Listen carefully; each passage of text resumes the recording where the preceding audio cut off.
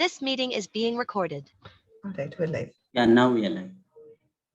ठीक है, एक बार फिर से सब साथी को जोहार। मैं शालिनी गेरा हूँ, छत्तीसगढ़ में एक वकील हूँ, PUCL और छत्तीसगढ़ बचाओ आंदोलन की सदस्य हूँ। I welcome all of you to tonight's discussion in the series Grounded Voices, जमीनी आवाजें, जो NAPM के द्वारा एक मंच बनाया गया है जिसमें हर रविवार को एक चर्चा होती है। सामयिक जमीनी स्तर पे जो मुद्दे हो रहे हैं, सामाजिक और राजनीतिक मुद्दे हो रहे हैं, उन पे एक चर्चा होती है।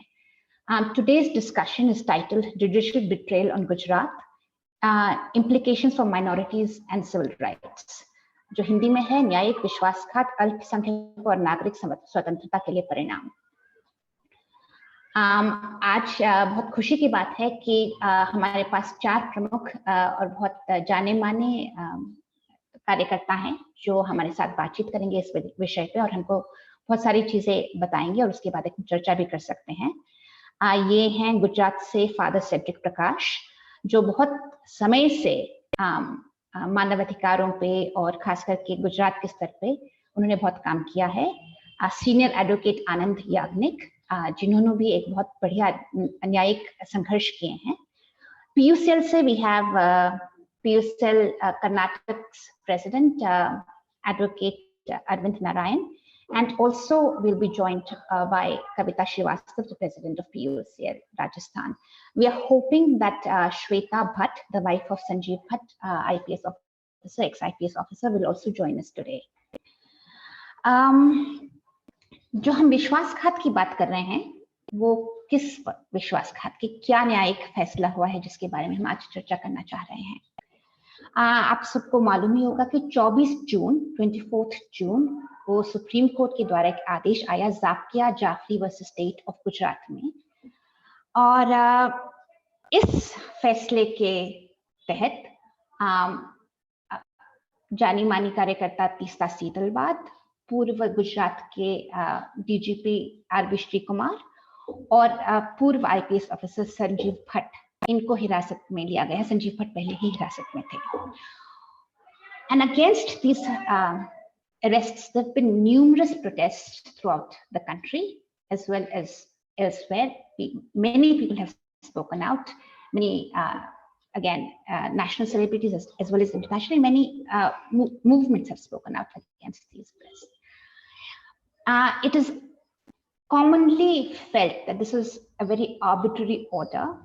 जो केस जाकिया जाफरी ने चलाया था, उसमें तीस्ता सीतलवाद और RB श्री कुमार और संजीव भट्ट को कैसे सजा हो रही है, उनके खिलाफ कैसे केस आरोप लगाए जा रहे हैं, और अगर इस मनमानी तरीके को अगर हमको लड़ाई करनी है तो इस आदेश को समझना भी पड़ेगा।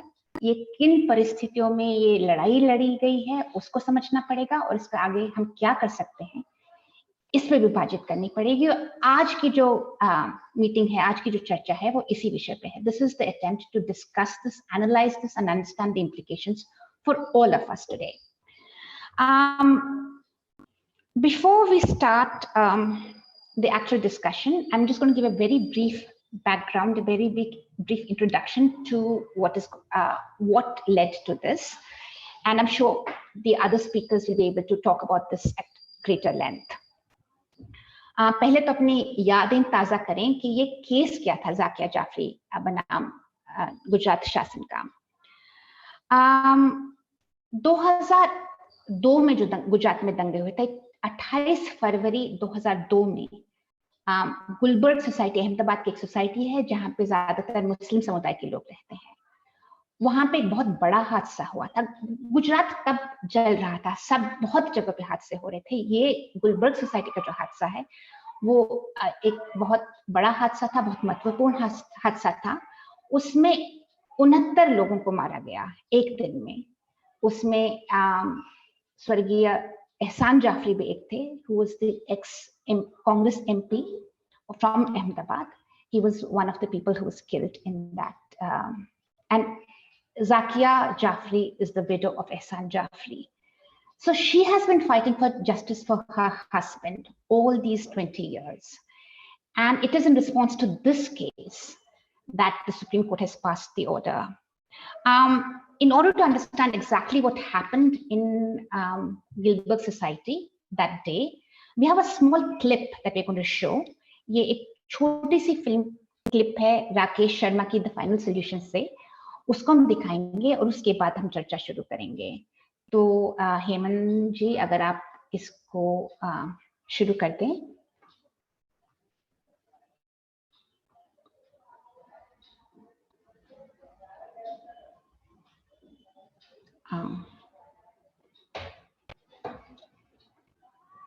Can we have the recording? Yeah.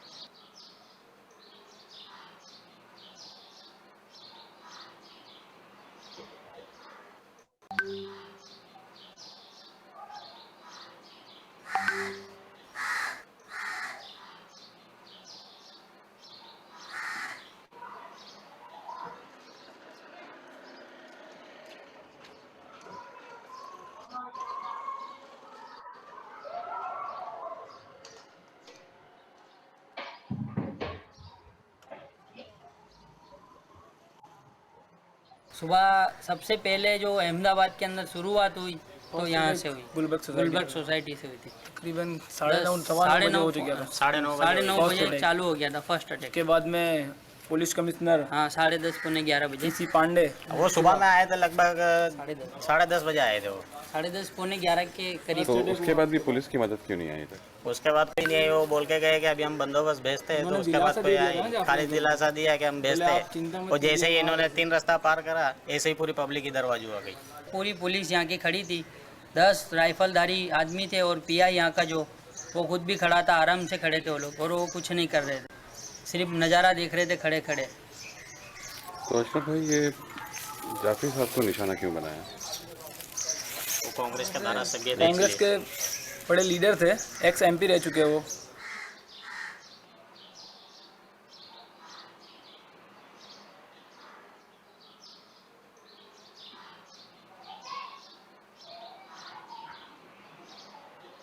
तकरीबन कितने 80 से 90 लोग ये रूम में थे।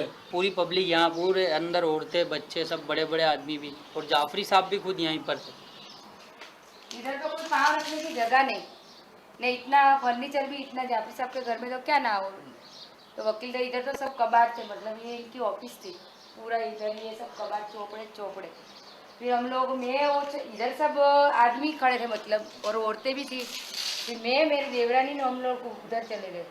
यहाँ पर वो कंप्यूटर भी था उनके पास, कंप्यूटर और फ़ोन भी थे। उन्होंने सबसे बात करी, यहाँ के जितने भी नेता जो है, अहमद सिंह पटेल है, दूसरे जो 2-3 नेता, और अमर सिंह चौधरी जो कांग्रेस के जो अभी विरोध पक्ष के नेता है, उनको भी फ़ोन किया। बाकी चिल्ले नरेंद्र मोदी को भी फ़ोन किया था। तो हमने पूछा अंकल कितना टोला बढ़ रहा है, कुछ सपोर्ट के लिए फ़ोन कीजिए। बोले नरेंद्र मोदी तक को मैंने फ़ोन किया है। उससे बोले ना उम्मीद एकदम हो गए थे जाफरी साहब, बोले आप कोई बचने का सवाल नहीं उठता है। कोई सपोर्ट आने की कोई यानी चांसेस नहीं ज़्यादा। दिल्ली तक फैक्स किया था उन्होंने, फैक्स मशीन भी था इनके पास। फिर इधर इनका एसी है जाफरी साहब का, तो वो बारी वो लोग ने तोड़ी, बारी तोड़ के फिर उन्होंने इधर बाटला फेंका गैस का सिलेंडर।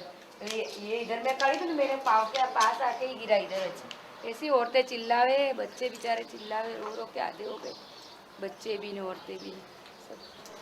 फिर भी हमने यहाँ कोशिश करी कि और लोगों को बचावे, तो और लोग जितने भी थे अमुक को हम लोग इधर ला रहे थे, तो उसमें क्या धुआं ज़्यादा हो गया ना, तो घुटन से क्या अमुक लोग यहीं बेहोश हो गए।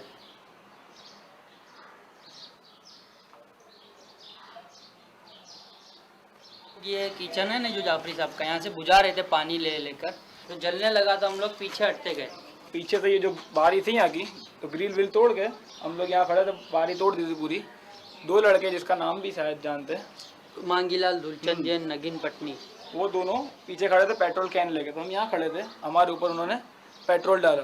ये ढाबा है ना, ये ढाबे से वो लोग केरोसिन के केरबे दे रहे थे, सब इधर इतने इंसान खड़े थे, एक नीचे खड़ा था, ये ऐसे लाइन लगा के फिर ऐसे ऐसे फेंके केरोसिन को, पूरे घर में आग आग आग, और ऐसे केरबे से छुट्टे ऐसे फेंके, मतलब ज़्यादा आग लगे ऐसा। यहाँ पर थे जाफरी साहब, पहले जाफरी साहब को बोल रहे थे आप पीछे आ जाओ पीछे आ जाओ, पर नहीं, जाफरी साहब यहाँ खड़े हो गए थे। फिर यहाँ से जाफरी साहब बाहर गए, ये जो जाली है यहाँ पर खड़े रहे, उसमें मेरे फादर भी थे। तो फिर यहाँ से जाफरी साहब ने बोला कि इन लोगों को छोड़ दो, ये लोग निर्दोष है, मैं आ रहा हूँ, मुझे जो भी करना है वो करो। मेरे फादर रोक रहे थे, उससे में तो जाफरी साहब बाहर निकल गए और जाफरी साहब को पकड़ के 5-7 लोग मारते मारते घसीट के यूँ घुमा करके यूँ उधर से बाहर रोड पर ले गए। फिर जितनी लेडीज़ थे हमने यहाँ से ऊपर सीढ़ी से ऊपर करवाई थी, यहाँ से हम लोग गए थे ऊपर, काफ़ी लोग यानी 10-15 लोग थे, और ऊपर ऐसे बसते हुए गए थे यूँ नीचे होकर। देखिए पत्थर भी यहाँ पर पड़े हुए, जैसे यहाँ तक तो हमको पूरा सपोर्ट था, यहाँ से पत्थर आ रहे थे, सब आ रहा था, और फिर यहाँ से सीधे हम लोग बसते बसते ऐसे निकले, फिर यहाँ आए तो यहाँ तो पत्थर लगने वाली। ये जो पूरा है सामने पोजीशन दुकान होती है, ये पूरी भरी हुई थी, और यहाँ नीचे पूरी पब्लिक, तब एरिया पड़ता है ना वो पूरा पैक था, पब्लिक ही पब्लिक पूरी जो रेलवे ट्रैक दिख रही सामने पूरी भरी हुई थी। अब ऐसे में हम कहाँ बच के जाते। पहले वो अनवर भाई इधर बाहर बैठे थे, तो बेचारे वो लंगड़े थे एक पाँव से, तो वो जाली खोलने बाहर निकले ने, ऐसे ही उसको तलवार मार दी। उनके पीछे खड़े थे तो वो लड़की को खींच लिया, फिर दोस्त को, वो मक्खी के जैसे उस पर टूट पड़े, नहीं तो कोई 20 से 30 लड़के होंगे, ये बराबर बारी के पास ही। और उसके बाद सब अंदर घुसे थे, ये बाजू सब चारे बाजू आ, मैं इधर खड़ी तो मेरा वारा आया, मैं पहली खड़ी थी, तो ऐसे ही मेरे को बोले कि इसको बोले साली को चढ़ाओ, बोले टेबल पे नंगी गंदी गंदी गालियाँ देते। देखो ये पंखे पे मेरा, ये टेबल पे चढ़ा है ना, ये पंखे पे मेरा माथा है। फिर वहाँ से मैं उतरने लग गई तो मेरा दोरा खींच लिया, सोने की चेन मैंने पहनी थी, तो साड़ी पहनी थी, गुजराती बोलते हैं ना हम लोग, उसकी वजह से बचाव हो गया। इधर सब जगह ये तो लोई लुहाड़ थी, ये दीवारों पे भी देखो, ये दीवारें भी साफ करी, दीवारों पे भी लोहे के धब्बे, इधर सब। तो क्या करा, सबको अंदर से खींच के बाहर ढगला करा ने, फिर उन पे पेट्रोल डाल के सबको जलाए। इतने बेरहमी से, तुम आवाज़ें सुनो तो तुम्हारा अभी मेरे कान में बज जाती है। 68 की डेथ है यहाँ पे, 39 का हमको डेथ बताया, बाकी सब डेड बॉडी का है। बाकी सब एविडेंस मिटा दिए, टोटली खाक हो गए। जाफरी साहब तक की बॉडी नहीं मिली, सिर्फ कुछ हड्डियाँ मिली थी, कुछ हड्डियाँ, चंद हड्डियाँ मिली थी बस, वो भी बाहर रोड पर।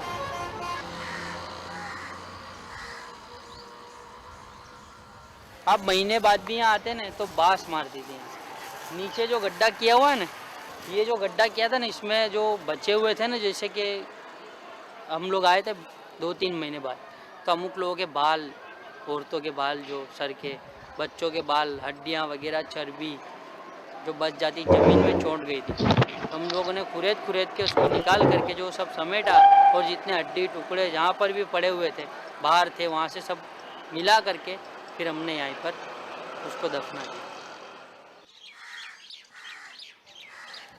बच्चियों को छोड़ी नहीं, बूढ़ी औरतों को नहीं छोड़ी, मेरे से बड़ी उम्र की भी औरतें थी। बोलो आपको किस तरह बचाया? मेरे को वही टोले में से एक लड़के ने बचाई, उसमें से एक लड़का ऐसा बोला कि हाँ मासी मैं तुम्हारे को पहचानता हूँ, बोले तुम तो बोले मेरी मासी हो, तो वो लड़का उसको गाली देने लग गया। तो बोले है तू सच्ची बोलता है, तेरी खाला है? तो बोले हाँ मेरी मासी है ये, तो बोले डी कॉलोनी में रहती है।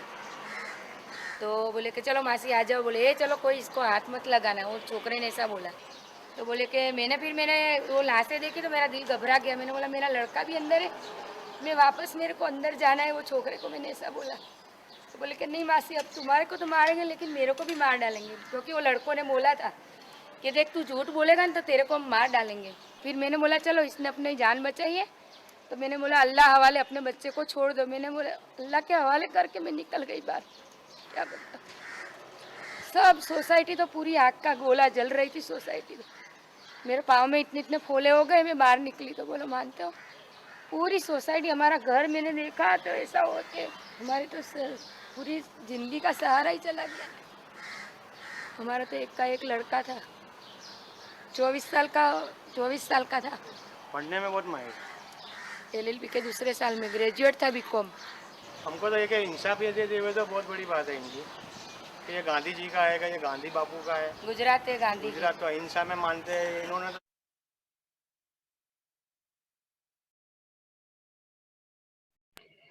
Yeah, so that was a sobering clip from the documentary The Final Solution, made by Rakesh Sharma. It was made, I think, in the year 2003, 2004, right after the riots. And it's this Gulberg Society massacre that we're talking about, in the context of which the judgment that we're talking about today was delivered. तो इससे Teesta Setalvad, RB Shri Kumar और संजीव भट्ट का क्या रिश्ता है? तीस्ता सीतलवाद ने गुजरात में जो दंगे हुए थे उसके बाद एक संस्था का गठन किया, citizens for piece and justice, CPJ, और उन्होंने बहुत विस्तृत रूप से डॉक्यूमेंटेशन किया इन दंगों पे, जानकारी इकट्ठी की और फिर न्यायिक लड़ाई भी लड़ी। जब स्पष्ट हो गया, when it was clear to everybody that the Gujarat government was not interested in actually doing any investigation into these riots or bringing justice to the victims, they moved the Supreme Court, NHRC and the CJP, दोनों ने मिलकर supreme court में याचिका डाली कि जो इन दंगों की जो विवेचना है, the investigation for these riots, for some specific cases in these riots, should be given over to the CBI and should be moved out of Gujarat. In 2008, the Supreme Court did not quite agree with them, but they did create a special investigation team headed by R.K. Raghavan, the then CBI director. And that is how the SIT, the Special Investigation Team, got to be formulated. इसी बीच जाकिया जाफरी जी ने भी एहसान जाफरी के मृत्यु की investigation के लिए एक शिकायत दर्ज की, डीजीपी गुजरात के साथ शिकायत दर्ज की कि उनको भी न्याय चाहिए। उसमें उन्होंने सीधा आरोप नरेंद्र मोदी पे लगाया। FIR नहीं लिखी गई, वो हाई कोर्ट में गई FIR दर्ज कराने के लिए, वहां पे नहीं हुआ, वो भी सुप्रीम कोर्ट में आई 2009 में कि उनका FIR दर्ज किया जाए। सुप्रीम कोर्ट ने उस केस में भी जो उन्होंने ऑलरेडी अभी तक गठित कर दी थी जो SIT, उसको ही सौंप दिया कि आप इसकी भी जांच करो। In 2012, the SIT gave its final report where it did charge 66 people in Gulberg Society massacre, but it gave a clean chit to Narendra Modi. The Gulberg Society case was deliberated in the lower courts. Eventually in 2016, some 24 people were convicted. But Zakia Jafri wanted justice, and so she filed a protest petition against the 2012 order, against the SIT report, which had given a clean chit. And that went before the Metropolitan Magistrate, who did not agree with her, who dismissed the application. She went to the High Court in 2017. The High Court also dismissed the application, and that is when she came to the Supreme Court. और वहां पे उन्होंने supreme court में भी गुजारिश की कि FIR दर्ज हो जिसमें वो नरेंद्र मोदी को आरोपी ठहरा रही थी। अब सुप्रीम कोर्ट केवल उनकी याचिका को खारिज भी कर सकता था, पर उन्होंने उनकी याचिका को केवल खारिज नहीं किया, खारिज तो किया ही, साथ में बोला कि जो तीस्ता सीतलवाद है, जो आरबी श्री कुमार है और जो संजीव भट्ट है, वो झूठे आरोप लगा रहे हैं, वो झूठे साक्ष्य इकट्ठे कर रहे हैं और वो इन अंगारों को सुलगने देना चाहते हैं और इसीलिए इतने लंबे समय से लड़ाई कर रहे हैं। तो जो न्याय की लड़ाई हुई, वो न्याय की लड़ाई नहीं मानी उन्होंने बोला कि ये अंगारों को सुलगा रहे हैं, keeping the pot boiling. When they could have just dismissed the application, they actually wrote that these people should be put in the dock and they should be proceeded against. And it was in compliance with this order that the Gujarat police has then arrested Teesta and Arvind Shri Kumar. Sanjeev Bhatt was already arrested by this time. And it's this judgment that we will talk about today. What implications will this judgment have? इसी के साथ मैं अब आमंत्रित करती हूँ अपने पहले स्पीकर को, father Cedric Prakash. I think I can hear an echo somewhere, but anyway, father Cedric Prakash जो हैं, उनको थोड़ा सा जुड़ने में दिक्कत हो रही है, पर वो शायद अभी हैं. ये बहुत लंबे समय से गुजरात में काम कर रहे हैं. He's been working in Gujarat for a really long time. In 2001, I'm here. Yes, you're here, Father. Yes, good to know you. A brief introduction. I think somebody will put his entire introduction in the chat box. But right now, just very briefly, in 2001, Father Cedric Prakash started Prashant, the Center for Human Rights. And he served there till 2016 as a director. And he's been at the front lines of this fight for justice for the Gujarat victims, both in providing them relief as well as bringing justice to the perpetrators. He has been awarded the Kabir Puraskar from the President of India for his work on communal harmony, and also has been recognized with the Legion of Honor by the President of France for his work on human rights in India. Father Cedric Prakash, over to you.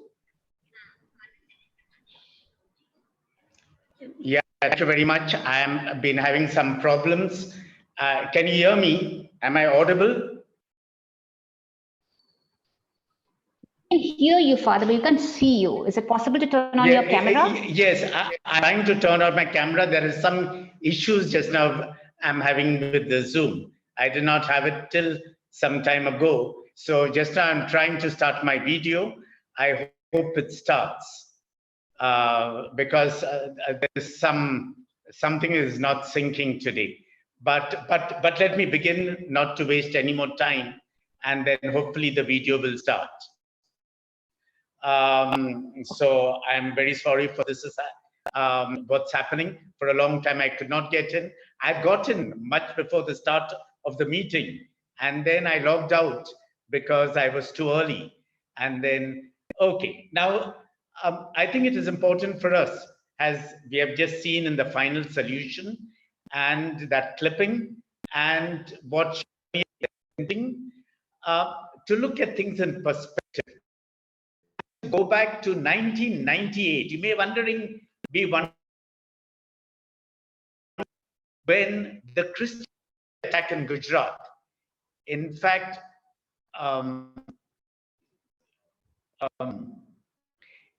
at that time, I do not know why I cannot start my video. I'm out. Yes, in 1998, during the Christmas time and the Christmas week, so that the Prime Minister Vajpayee came and paid a visit to the dance. I had maybe the privilege or maybe the misfortune of accompanying him, and there were tears in his eyes. And he said, Father, this did not happen to any minorities anywhere in India.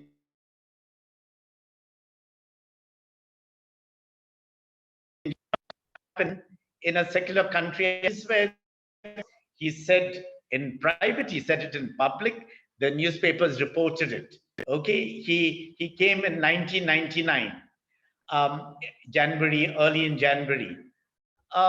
Things continued being, you know, in a very meticulous and systematic. In 2002, on the 27th of February, we had this this terrible burning and of the Godhra, in the Godhra station of the S6. Unfortunately, 59 people killed. There are many views about what actually happened. But if you go to the records of Parliament, L.K. Advani at that time said Parliament that was an accident. It is a parliamentary record. And, you know, it was tragic. The big question is why the institute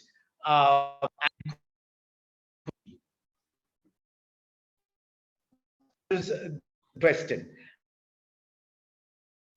Shalini, I think Father, Uttara is close to Madhya Pradesh. Father, In the B rules. Father, your voice is breaking. And Shiv Sena rules of Maharashtra. Nothing happened anywhere in India. Father, can you hear me? Your voice is breaking. Yeah. Hello? Your voice is breaking a little bit. I'm just wondering. Yes, my voice is breaking. Can you take can you take another speaker for the moment? And can you take another speaker and I come back a little later? This is quite please? good now. I think now it's quite I think we'll do that. Okay. Pardon, take the next speaker and I'll continue. Yeah. You know, Father, as you're speaking now, it's perfectly clear. Yes, but can I restart the whole thing? I'll restart the computer and so That's on. And all take the right. next speaker, please. I'm really sorry. Okay, that's all right. We'll do that. We'll do that. तो father Cedric प्रकाश का computer में कुछ problem आ रही है, तो अभी वो थोड़ी देर में जुड़ेंगे. इस दौरान हम अगले स्पीकर की तरफ जाते हैं और फादर सेड्रिक प्रकाश को बाद में सुन लेंगे. हमारे अगले स्पीकर हैं आनंद Yagnik, advocate, senior advocate Anand Yagnik.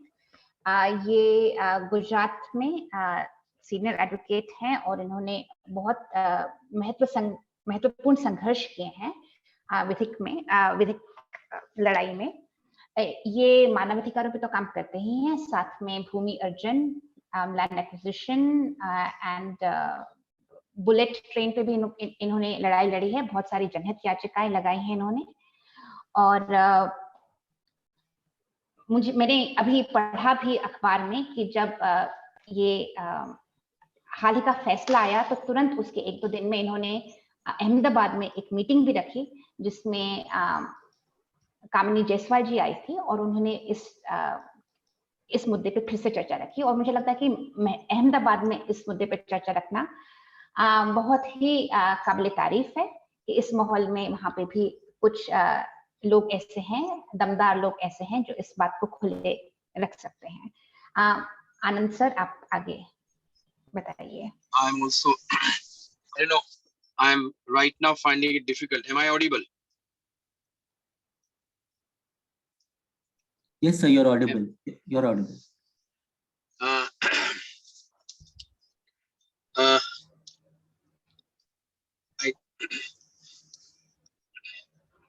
Before I go on to the judgment and the questionable observations made by the Supreme Court, let me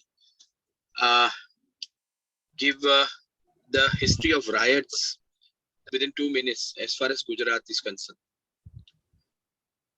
Gujarat saw first reported communal riots in 16th century between Parsis and Muslims that lasted for about 6 months. And on account of intervention of the Baniyas, as it is reported in the cultural and social history of Gujarat, it came to an end. And since then, the Parsis are divided into 2 parts. One who supports Muslims as a minority because they are minority, and one who are opposed to it. We had communal riots between 16th century till the 20th century. However, they are not of much significance, except for the fact that 1942 saw a very serious riots in Gera, where Morarji Desai was the collector. After independence, Gujarat has seen a couple of riots. 69 to begin with, when the Sarhad Gandhi, Khan Abdul Ghaffar Khan came at Maleksabad Stadium. The then Prime Minister Indira Gandhi, representing Indian National Congress, saw to it that more than 12,000 people affected by riots, all of them from minority, were shifted to Gera. So the hiding of the facts has been going on with the help of the bureaucracy since the beginning. And 81-82 saw riots initially there were anti-reservation agitations, and according to me, I may be wrong, Congress could convert it into a communal riot. Again in 84, 85, there were issues of reservation, and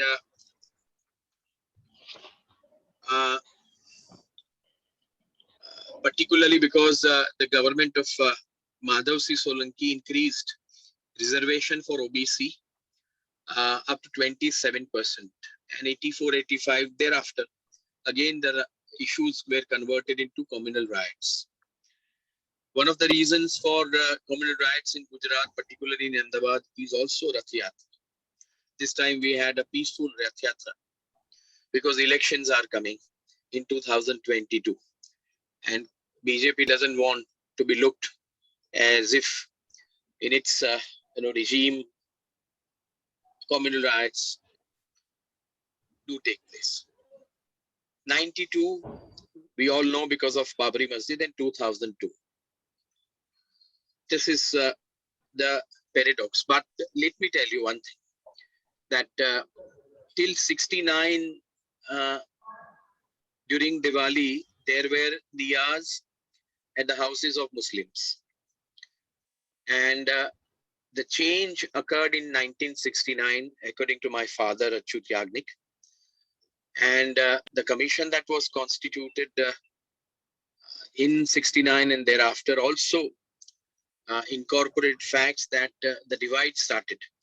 And the Beirutization, or let's say balkanization of Ahmedabad, dividing city into two parts, started from 69, and it has culminated into a completely divided society in 2002 and thereafter. This is one part. Well, in 2002, as it is wrongly reported in the judgment of the Supreme Court, the riot started because 59 persons were burnt alive. I'm very sorry. It has been widely reported, and a couple of commissions have also accepted the fact, including the commission constituted by the railways. Also the Godhra judgment, that before the car sevaks left for Ayodhya by the same train, Sabarmati Express, they got down for a tea at Godhra station, caught hold of a Muslim guy, a very old Muslim guy, by his beard, and compelled him to say Jai Shri Ram while having his tea at the tea stall, and didn't pay a penny. The same sort of people who came back, and वो दिन जहां Sabarmati express कम से कम 13 घंटे देर से चलती थी, और उन्होंने वही किया जो 4-5 दिन पहले उनको करना था, और उन्होंने किया था. And in the process, the daughter of that old guy prevented insult being meted out to her father again and again and again and again by the car sevaks, who were hooligans rather than the car sevaks. उस 16 साल की लड़की को बचने के लिए उठा के लेके गए, रिक्शा वाले आए, बचाना कोशिश किया, लड़की को दूर से वापस छोड़ दिया, but everybody felt that the girl has been kidnapped. And the message that was passed on to the entire Godhra, that the girl is kidnapped and she is in S6. What happened thereafter is known to us. 4,000 FIRs were registered. 1957 culminated into a summary, meaning therefore offense is committed, offenders are not known. With the help of 259 such summaries from out of the total one, we prepared an extensive report. At that time, I was working with ActionAid, and myself, Somnath, who now represents Tisaji, my colleagues, Ashish Khare and many other lawyers got together. We prepared a report with the help of many lawyers working at the grassroots. That report of 259 summary reports went to Supreme Court. The Supreme Court reopened 2,000 cases. And in 400 cases from out of 880, which were investigated again, charge sheets were submitted, we saw convictions. So I was also regularly traveling in various districts. Particularly 19 districts were affected. From out of the districts that we had then, 13 districts were left aside. While contesting matter against the member of parliaments, while contesting matters against the BJP MLAs, we all suffered humiliations, tortures and harassment in the court and outside the court. That is part of the game. Now, in majority matters or majority cases, the police was the informer. Therefore, in all 10 major cases, including Godara, the investigation went ahead, the charge sheet was submitted. By the time seat was constituted in 2008-9, the trials were going on. So the first effort on the part of Supreme Court was to stay the trials. Let us remember one thing, that the riots took place in 2002. The Supreme Court started looking into the matter and contemplated appointing seat in 2008-2009. By then, 6 years has passed. In the meanwhile, let us remember that more than in many cases, am I audible? Yes, you're audible. Yeah. In many cases, the trials were on the verge of conclusion. And in 2006, based on the evidence that people have, we need to understand that the evidence that the people have of implicating state as against the evidence that the state has to implicate people and its own machinery are vastly different. Tistaji took an initiative based on the affidavits filed by the government by the officers and by many before the Nanavati Commission, as well as the charge sheet that were available in the 10 major cases, including Godara. She filed a complaint speaking about larger conspiracy, including the role of Mr. Modi, starting from his meeting of 27/2/2002 and thereafter. This was a first of its kind complaint where Tista and the Jakia Jafriji wanted investigation with regard to role of elected and unelected executives, the failure of the bureaucracy, the abject failure on the part of law and enforcement agency, continuation of riots from 2002 February to May and May to September, October. Please remember that the Akshardham happened in September, and the first fake encounter of Samir Khan took place on 2nd of October 2002. And the Bedi Commission in 2018, after all of us pursued the matter of 22 fake encounters, we could establish in Bedi Commission after 16 years that 3 encounters were fake. Therefore, this litigations and the quest for justice goes on and on. And I believe that with this judgment, the efforts on the part of those who want justice doesn't come to an end, but it is a part of the game and it has to continue. What happened is that generally when a police doesn't register an FIR, you go to a metropolitan court or a judicial magistrate and lodge your complaint, which will be registered thereafter in accordance with law. Here, from a high court, the matter went to Supreme Court. The Supreme Court said no, based on the SIT report. Supreme Court said no, the magistrate court will look into the matter because Supreme Court cannot direct registration of an FIR. And that was a very questionable judgment on the part of the Supreme Court, and the author was Justice Jain.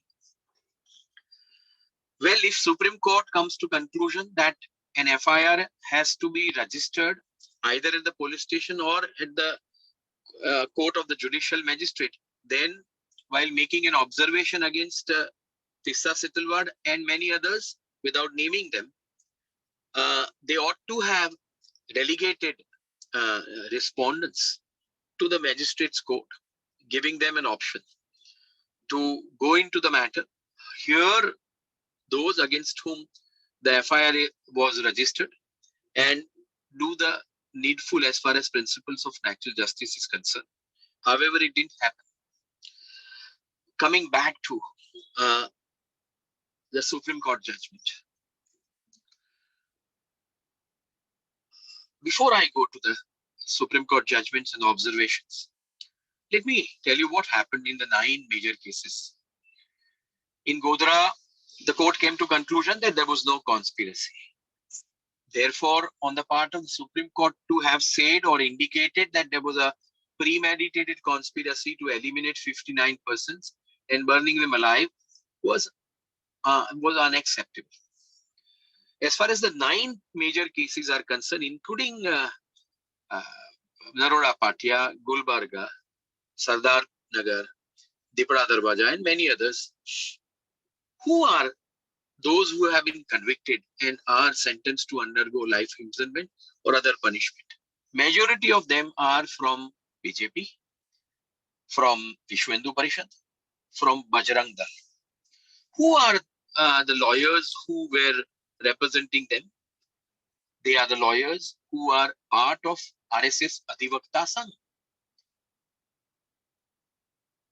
And who are the one who paid fees to the lawyers while trial court was seized with the matters, particularly after the supplementary charge sheet was submitted.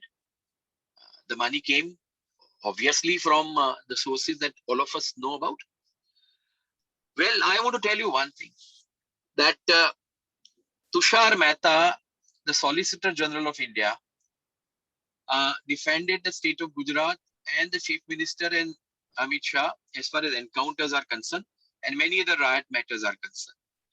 The public prosecutor in the Gujarat High Court is Mr. Amin, who represented the same junta as far as Sohrabuddin matter is concerned.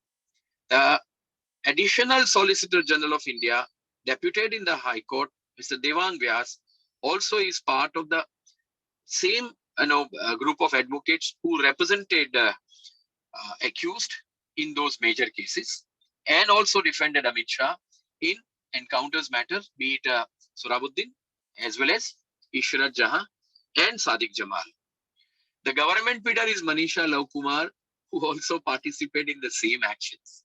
The Advocate General is Kamal Trivedi, who also was an integral part, and there is a CD where Advocate General is directing all those encounter specialists coming from Gaikwad Haveli to mislead the division bench consisting of Justice Patel and I forgot the name of the lady judge, but Justice Patel was denied promotion to Supreme Court, and the lady judge, I think she was a daughter of the former Chief Minister of Himachal Pradesh. I forgot her name. She was not made Chief Justice for 17 months, and in the remaining 9 days, she was made a Chief Justice. However, she has compromised now, and she is a chairman of the Gujarat State Human Rights Commission, and now she is enjoying another position. We have 6 judges of Gujarat High Court who were public prosecutors or lawyers representing Gulbarga and Naroda Patia. At the moment, 6 judges. Please remember. Therefore, we should not forget that the establishment now is represented by those who were either public prosecutors or who defended the accused and have a common intention. Coming back to the judgment of Zakia Jafriji. Supreme Court had 3 options. The first option is that Supreme Court says, sorry, there is no prima facie case made out.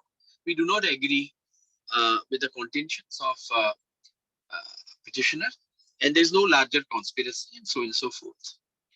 The Supreme Court went further, and Supreme Court made at paragraph 86 very scathing observations, almost giving conviction, leaving no option open for the judicial magistrate, for the sessions court, for the high court to disagree, and in the process has committed grave injustice, not only to the petitioners, not only those who have now been made accused pursuant to these observations, but to the criminal jurisprudence system, jurisprudence that we have, and the criminal justice system. Supreme Court should have relegated, having brought an end to the matter by dismissing the matter to the judicial magistrate, saying that we apprehend that this litigation could be malicious, could be motivated, could be intentional, could be sponsored, could be to keep the pot boiling. However,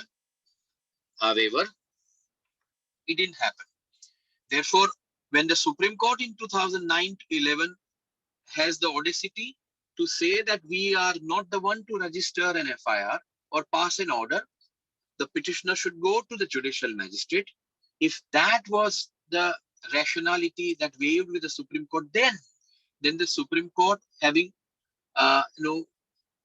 dismissed the matter, ought to have stayed its hand there and then, and relegated respondents to go before the judicial magistrate for a further action.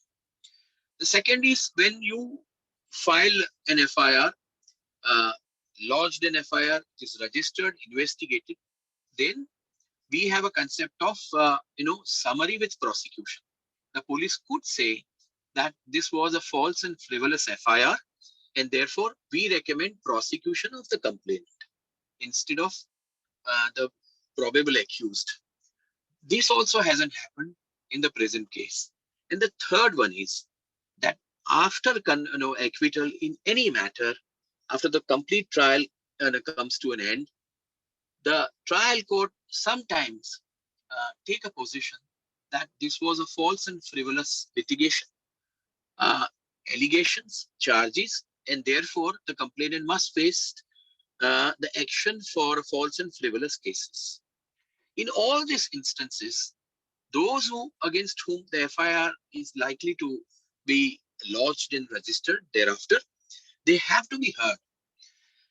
In the present case, Supreme Court, before the Sanjeev Bhatt and Shri Kumarji were not there before the Supreme Court. They were not heard. Even the lawyer for the Tista Sitalwad was not heard.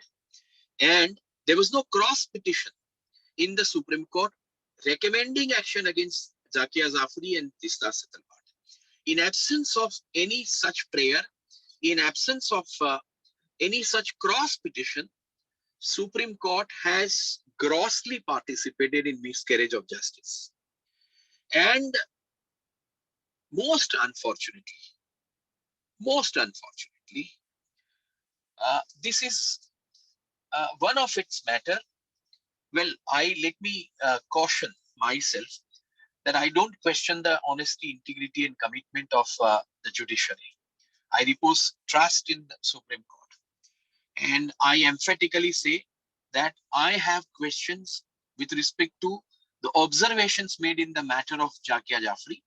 To that extent, I say that the Supreme Court has not only overstepped, Supreme Court has committed constitutional impropriety, legal illegality, and it is also immoral. Therefore, Supreme Court has set a precedent whereby if my petition is rejected, then I have to face a prosecution. This is not the jurisprudence that is governed in India. This is not something that we have inherited from the Anglo-Saxon law. This is not what our criminal justice system provides for. And therefore, Supreme Court has gone much beyond what is expected from Supreme Court. And therefore, I made a statement that after emergency, people of India used to say, who will police the police? But now the question is, only with regard to these observations, who will judge the Supreme Court? And this is an isolated incident. Yes, there are a couple of incidents in the form of judgments of Supreme Court where the Supreme Court's observation are singing to the tunes of the present political dispensation. And therefore, the independence of Supreme Court is compromised. Supreme Court exceptionally is at idem with the government of the day run by the BJP at the state as well as the center. And I am very, very, very unhappy. I am very disturbed. And I request to all those who are participating in this discussion that from every state we must get together. We should approach Supreme Court, call for request a prayer with a prayer of recalling these observations, expunging these observations, and to ensure that this bad precedent is recalled by the Supreme Court. That's all.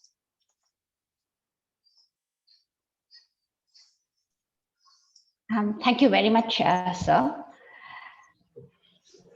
That was a very exhaustive and compelling discussion of the order.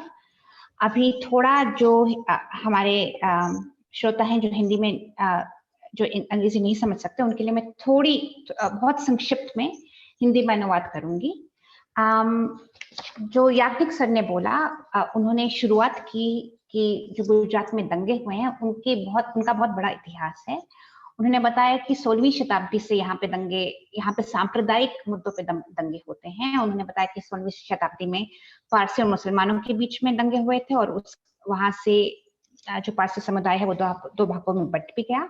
उसके बाद जब अंग्रेजों के अधीन था गुजरात, वहां पे तब भी दंगे हुए थे। उन्होंने 1942 का उदाहरण दिया। उसके बाद जो एक बहुत महत्वपूर्ण हादसा हुआ था वो 1969 में हुआ था।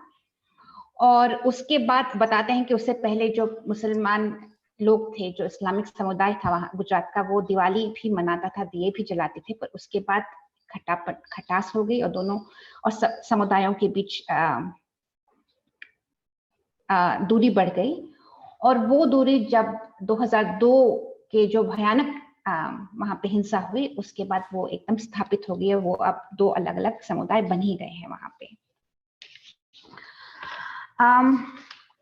इन्होंने इसके बाद बहुत इस केस पे आए और बताया कि ये वाला जो 2002 में जो हिंसा हुई थी, जो सांप्रदायिक हिंसा हुई थी, वो किस प्रकार से हुई थी। उन्होंने बोला कि कहा जाता है कि जो गोधरा में जो लोग जलाए गए थे उनके कारण हुई है। पर उन्होंने समझाया कि रेलवे कमीशन और गोधरा का जो केस है उसमें भी जो कोर्ट ने बोला है वो ऐसा बोला है कि जो कार सेवक साबरमती आश्रम से आ रहे थे उन्होंने प्लेटफॉर्म पे उतरकर, गोधरा के प्लेटफॉर्म पे उतरकर बदतमीजी की थी एक चाय वाले से और उसकी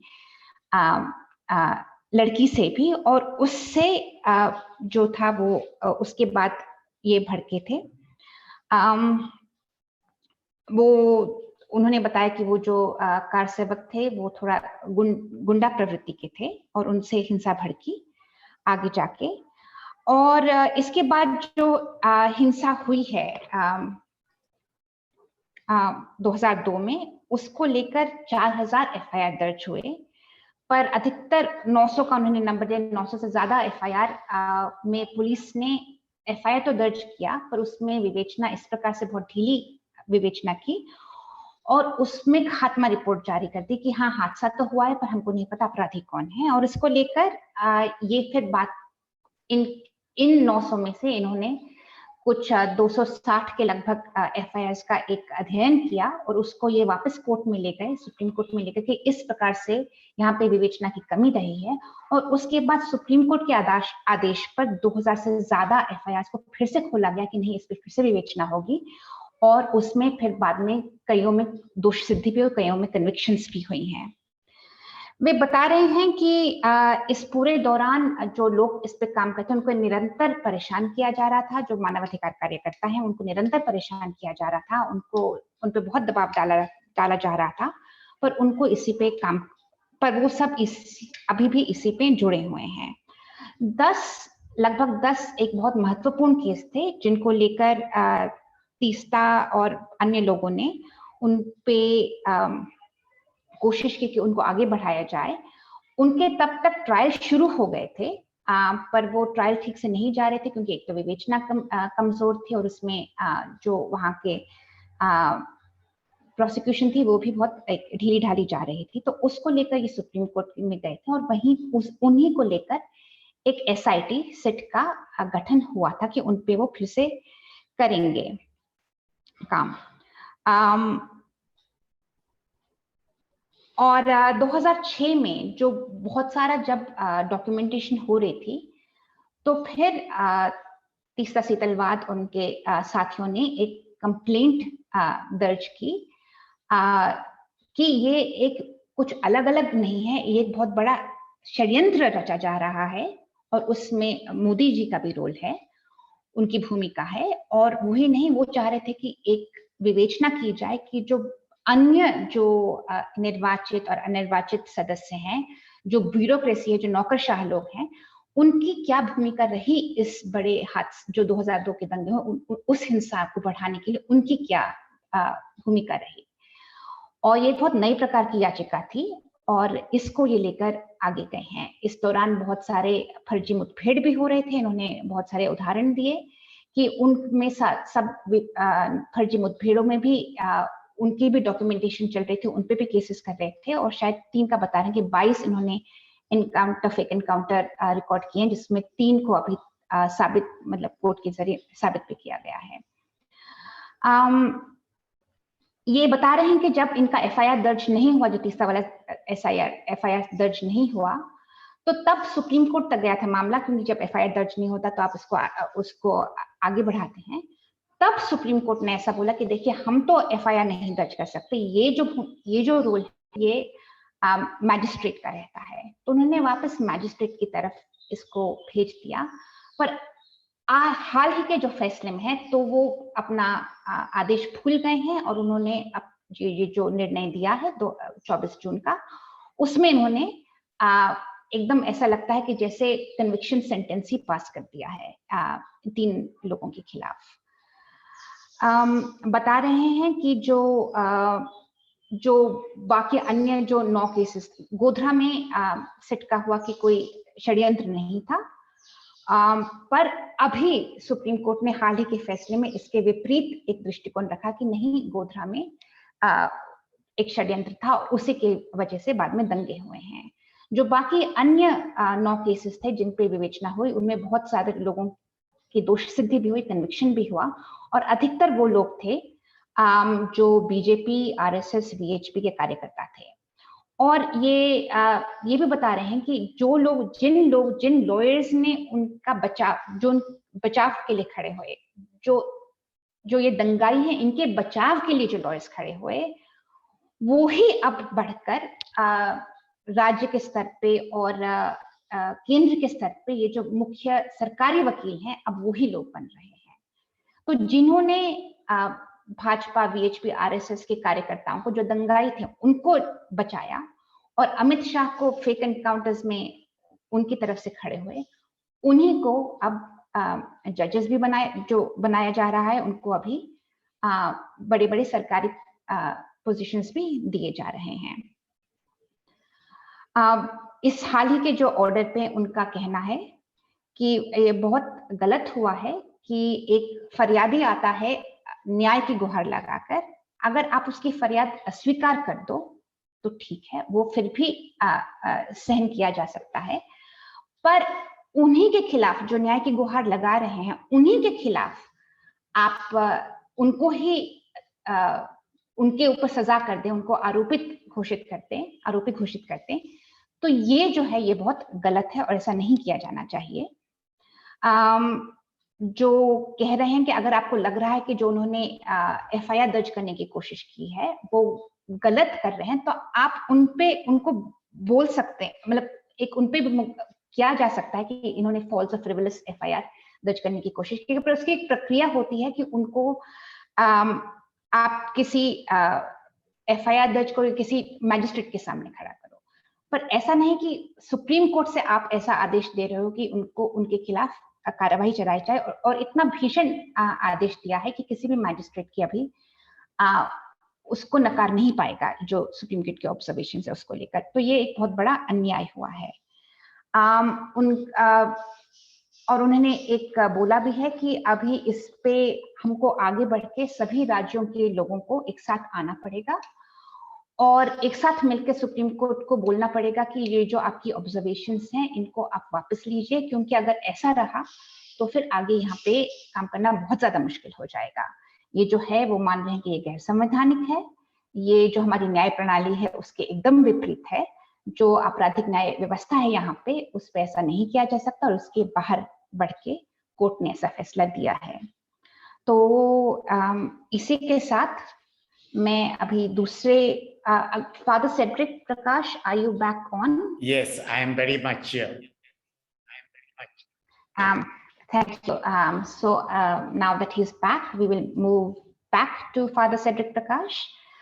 As I said in the introduction to him earlier, he is a Jesuit priest working in Gujarat for a long time in the front lines of defending the victims of 2002 violence. So over to you, Father Prakash. Yeah, thank you, Shalini, for your previous introduction and for the second introduction. My sincere apologies to all of you for maybe the confusion I would have caused. I entered early, but there was something happened. You know, the foreign hand didn't want me to speak, but I'm back. I'm going to speak loud and clear. I briefly want to go back to what I said earlier. Prior to 1998, we had the Christians bashed up in Gujarat. Vajpayee came to the Dungs on the 10th of January 1999. There were tears in his eyes. He's saying what has happened here in the Dungs and what is happening to the Christians of Gujarat should not happen to anyone, anywhere. It is not right. And we are a secular country and so on. It is all there on record. Of course, he goes back to the helipad and calls for a national debate on conversion. Things were going on in a slow, surreptitious manner all through 1999 and 2000. And then we had the earthquake and so on.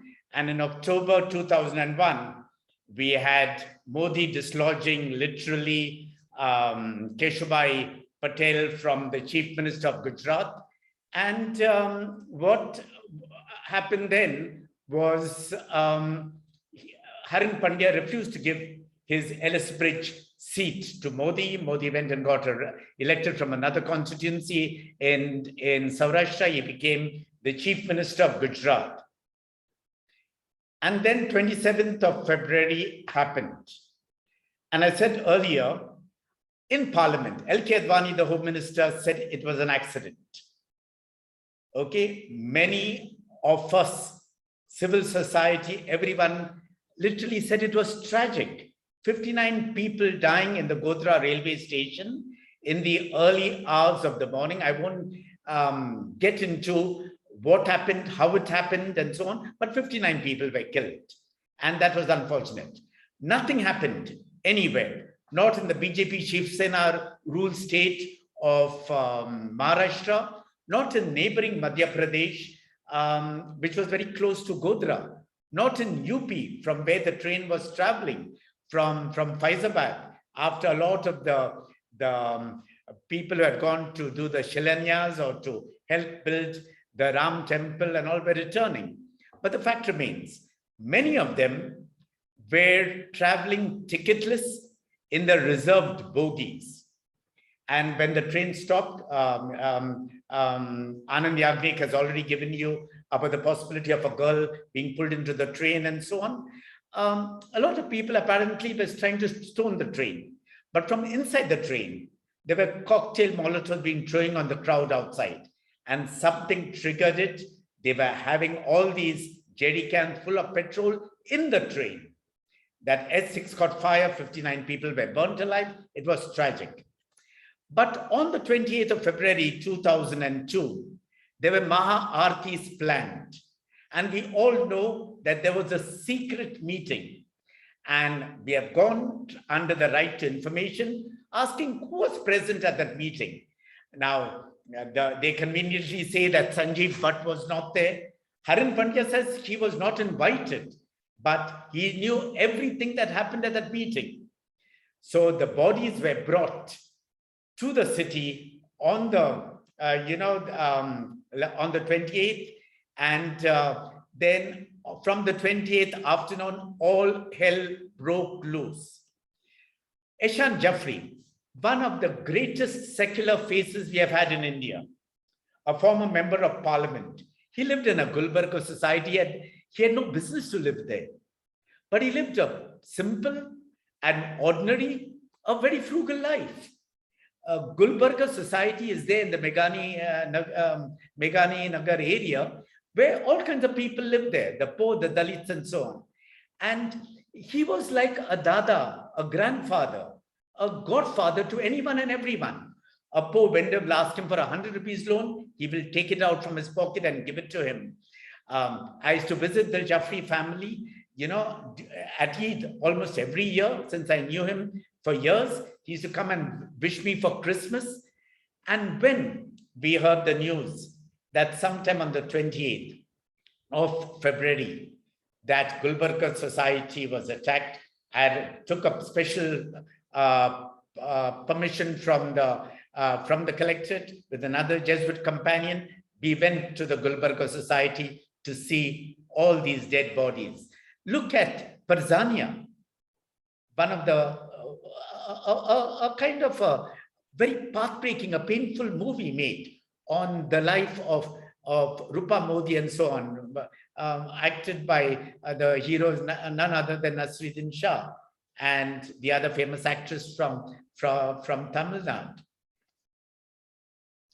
That happened. And we know that for days and weeks, Gujarat was hell. We knew that ministers were seated in the police control room. What business did they have to be seated there? We knew that, you look at all the reports that have come in from the 28th of February 2002, and one of Human Rights Watch is clearly entitled, "We have no orders to save you." The police were there as silent spectators.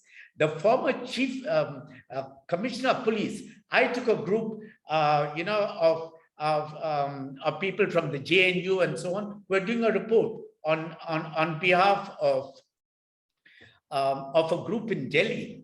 And we met the then police commissioner, with whom I had close equations there. And Ahmedabad was burning. He took us to the police station and literally says, "I am helpless."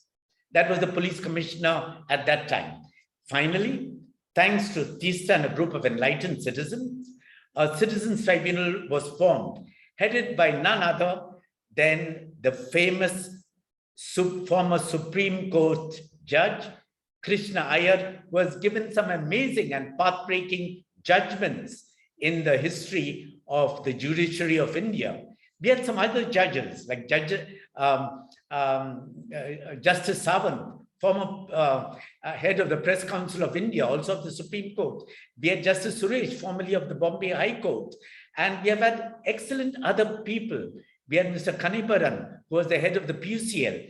We had Ghanshyam Shah from the JNU, one of the best academics the country has produced. And perhaps he still is at this program. We had Aruna Roy, a great former IS officer who has done exemplary work for the country and very especially on the RTI. I missed out some names. But all the Citizens Tribunal were men and women of eminent caliber. And I'm sorry to use this religious label, all of them were Hindus. There was not a single Muslim. There was not a single Christian or any other. These were people who loved India, who cherished India, and who believed that India had to progress. The Citizens Tribunal was launched by Citizens for Justice and Peace. This is the executive secretary, and we had a secretariat in Ahmedabad, and there were any amount. It is 3 volumes. 2 volumes comprise. You can look at the Citizens for Justice and Peace website. You can download the 2 volumes, Crime Against Humanity.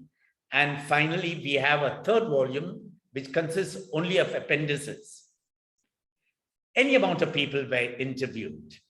People from civil society, from the NGO sector, human rights defenders, media, victims from across the board.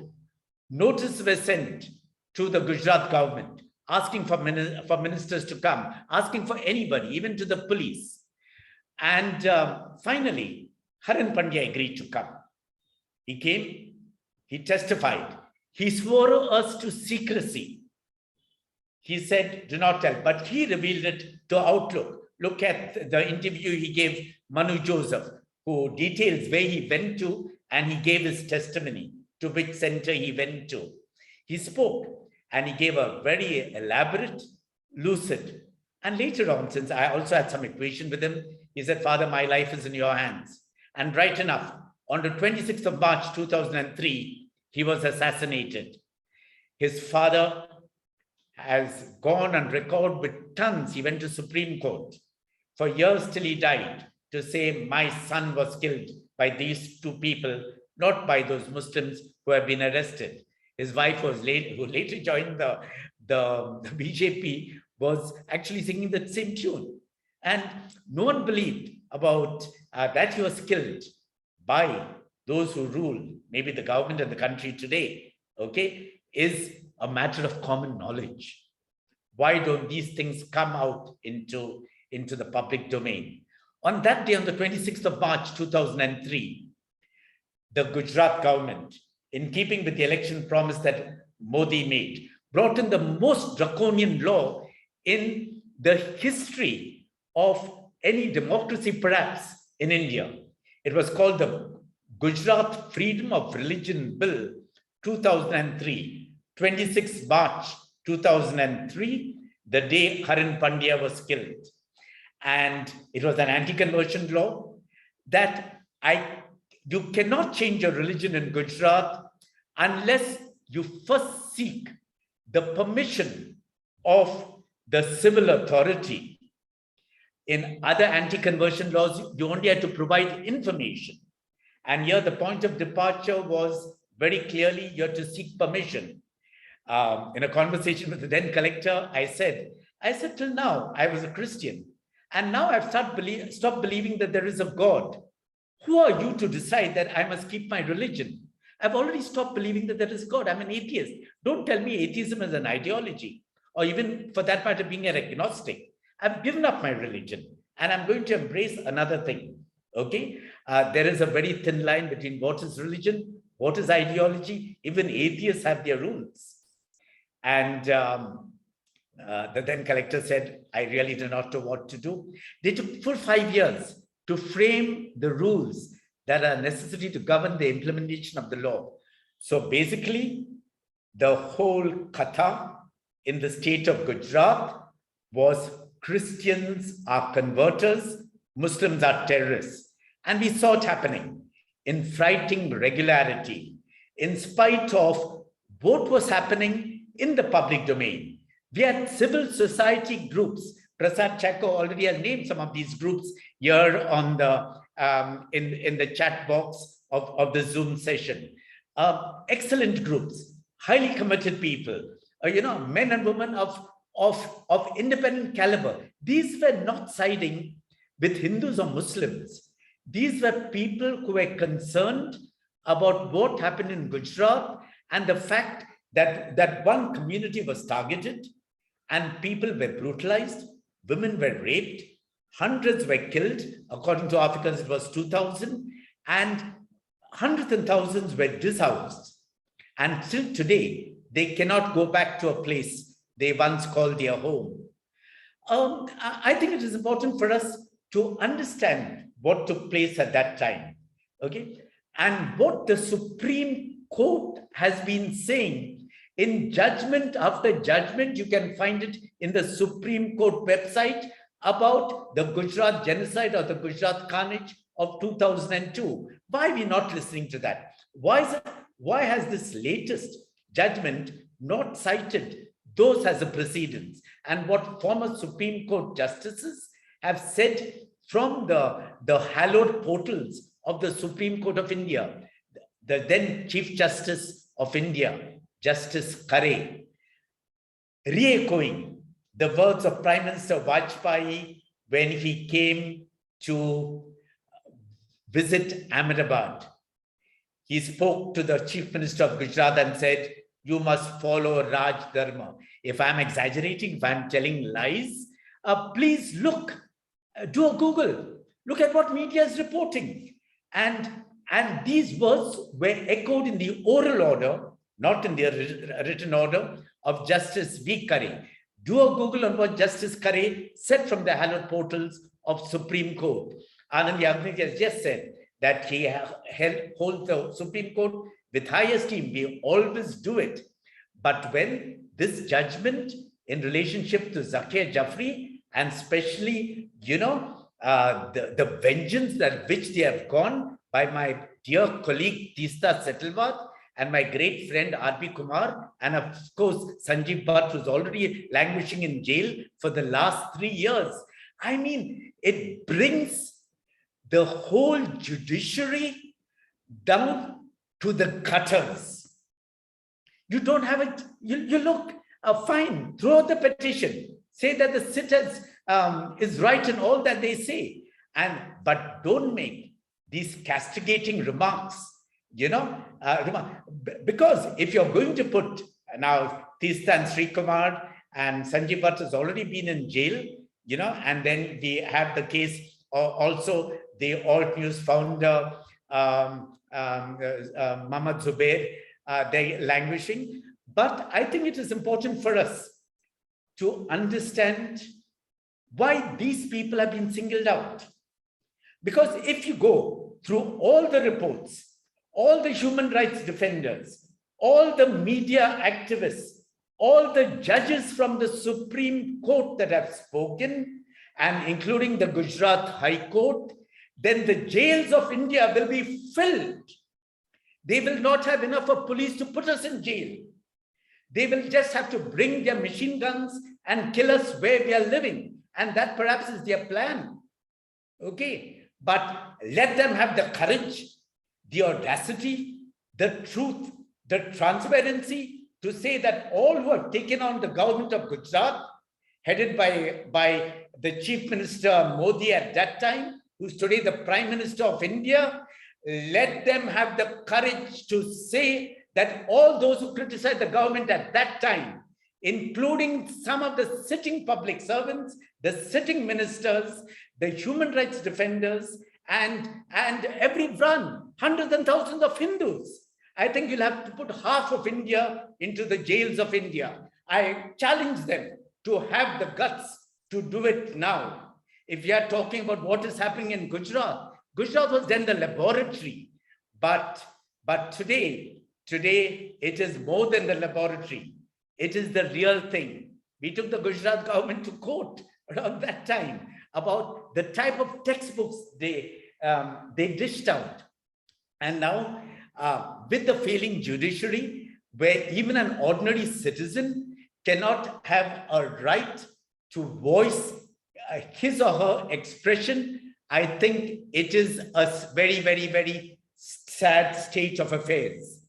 I can go on, but I know my time is limited and there are other speakers behind me. I would like to speak about why did it take full 10 years for this ruling to come out?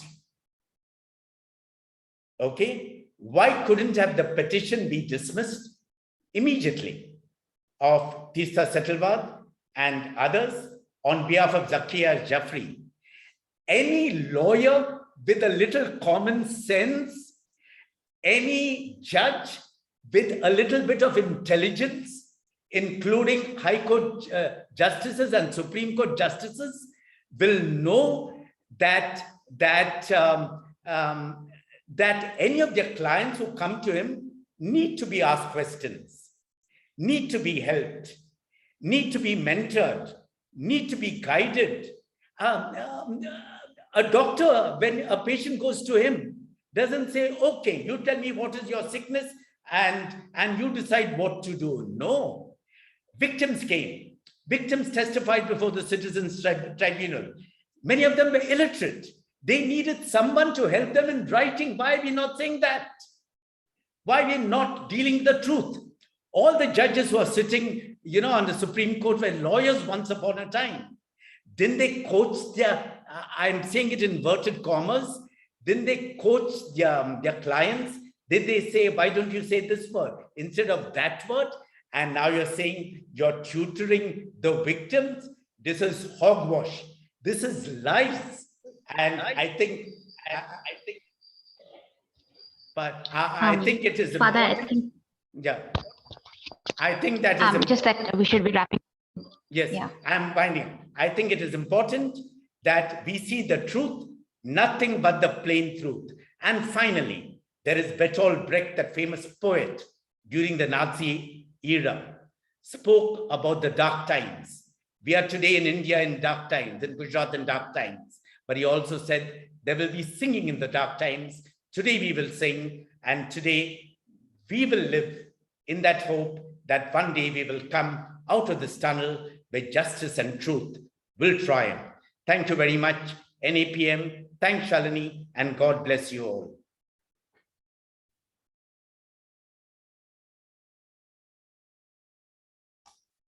Thank you, Father. That was actually quite a rousing speech. Thank you so much. I know we're running short in time, so I'm just going to do a very quick translation into Hindi. Father Cedric Prakash ने बहुत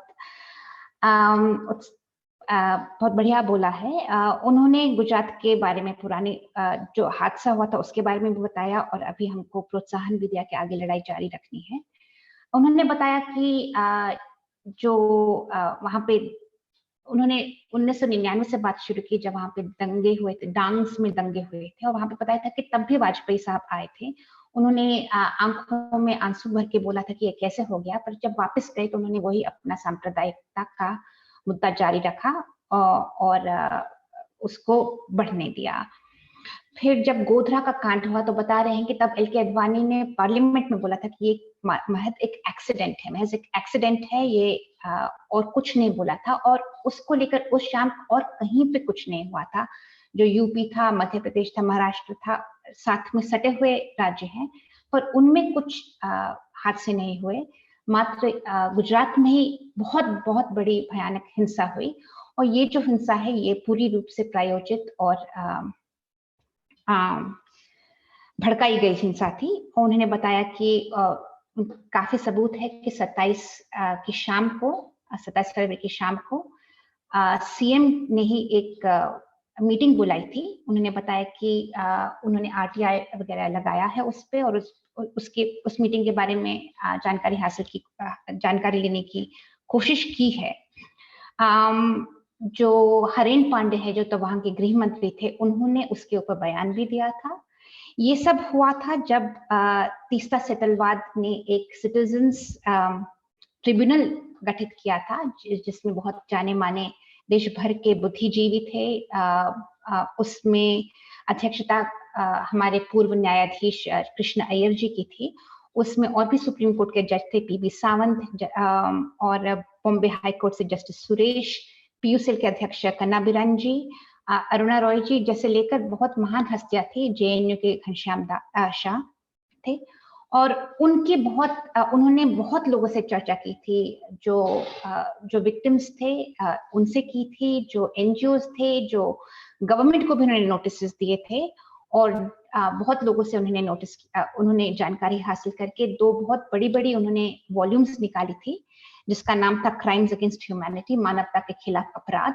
उसमें इन्होंने पूरा अपना documentation किया, और उसी में बहुत सारे तथ्य सामने आए थे, जैसे कि हरेन पांडे जी का बयान आया था। उसमें उन्होंने बताया था कि किस प्रकार से वो मीटिंग हुई थी उस शाम को, और उसमें बोला गया था पुलिस से और औरों को सलाह दी गई थी कि आप इसमें आगे मत बढ़िएगा, जो होना है वो होने दीजिएगा। और यही हुआ। अगले दिनों में हिंसा भड़की और हिंसा लगवाई गई, वहां आग लगवाई गई वहां पे, और जो पुलिस है वो एक साइड खड़ी होकर देखती रही इस सबको। उसके तुरंत बाद वहां पे कन्वर्शन के खिलाफ जो कानून है वो भी जारी किया गया, और पूरा एक ईसाई समुदाय के खिलाफ भी एक अभियान जारी हुआ कि ये जो है वो हिंदू लोगों को कन्वर्ट करके भड़का रहे हैं।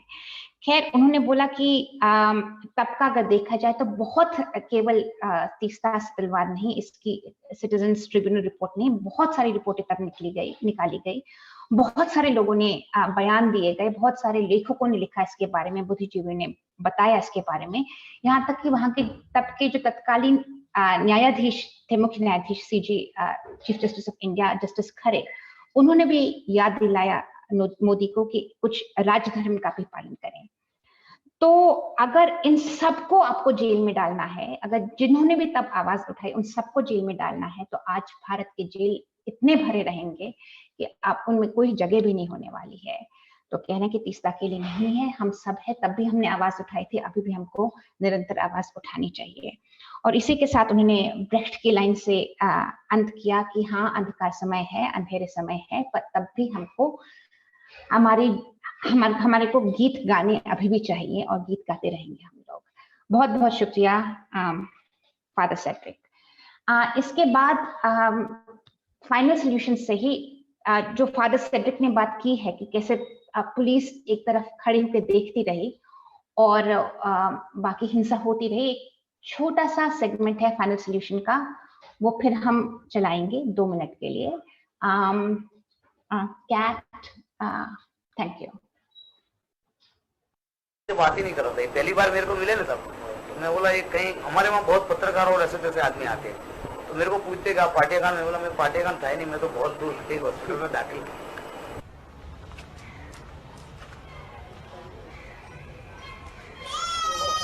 11 बजे ये चालू कर दिया, टोला यहाँ पे आ गया, ये तोड़म तोड़ी कर रहा था। जो गुजरात में नरेंद्र भाई ने किया है वो कोई नहीं कर सकता। यदि नरेंद्र भाई का साथ नहीं होता कि उसका प्रतिकार दे भी नहीं सकता, क्योंकि पुलिस सामने खड़ी थी, देखती थी, सब कुछ होता था, मगर पुलिस ने एक मुंह बंद और आंख बंद कर दी थी। एक ही नाका था, दरवाजा एक ही है, जैसे सोसाइटी का एक ही नाका है, फिर अब पूरा पार्टियां शुरू होता है, मुसलमान लोग शुरू होते हैं। उनको रोकना था तो पुलिस वहां पे 50 साइड खड़ी थी, तो वही हमको रोक लेती।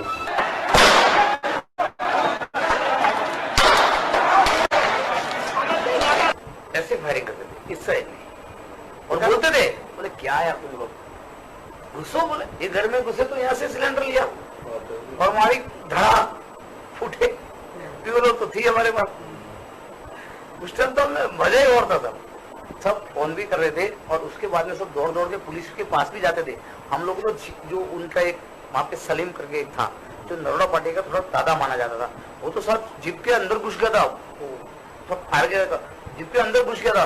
तो पुलिस हम खुद उसको पकड़ के खींच के बाहर लाए, तो बोलता है पुलिस वालों बोलता है, बोले इसने मारी ना, उसको बोले मार ही डालना, जिंदा छोड़ेंगे तो बयान देगा ना, बोले उसको थोड़ा दूर ले जाके पूरा ही कर दिया। कमिश्नर रात को आए ना साहब, उन्होंने बोला एक जगह इतना बड़ा हो जाएगा तो मेरा भी तकलीफ होगा, उन्होंने उठा के सब अहमदाबाद में फिकवा दी, सब सिविल में लाके अलग अलग जगह से पोस्टमार्टम किया कि वहाँ से बताई, वहाँ से बताई, वहाँ से बताई, वो उनको करना पड़ा। कुवैत का इन्होंने फिर वर्णन नहीं किया, कुछ भी नहीं हुआ। पेपर और मीडिया वालों ने चलाया था थोड़ा, पर वो सब दब दबा के और हमने तबियत से काटा, हल्दी गाड़ी बना दी। और हमको गर्व है कि ऐसा एक बार 2 बार मौका आ जाए और भी, तो और मरते मरते ये तो देखते जावे, पनपने नहीं चाहिए। मैं तो आज भी बोलता हूँ कि कुछ भी हो, लेडीज हो, बच्चे हो, कुछ भी हो, काटने सिवा कुछ, मारो काटो जला ना। जिन के साथ और कौसर नाम की छोकरी हमारे साथ खड़ी है, तो वो तो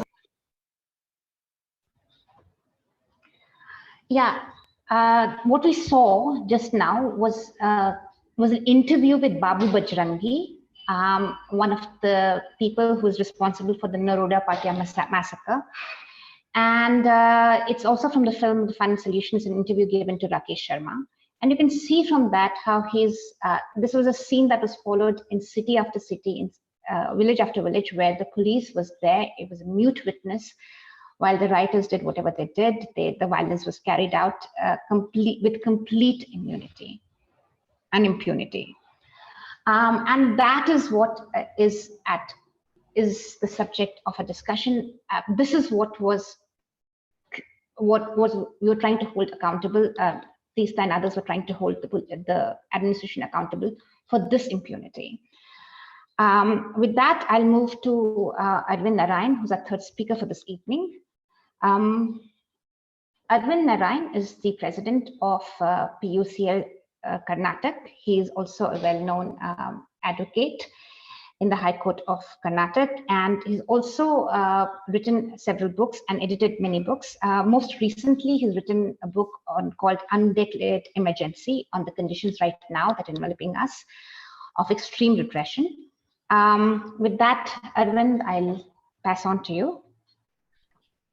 Thank you, Shalini, for this invitation, and thanks to Meera as well for inviting me on this particular panel.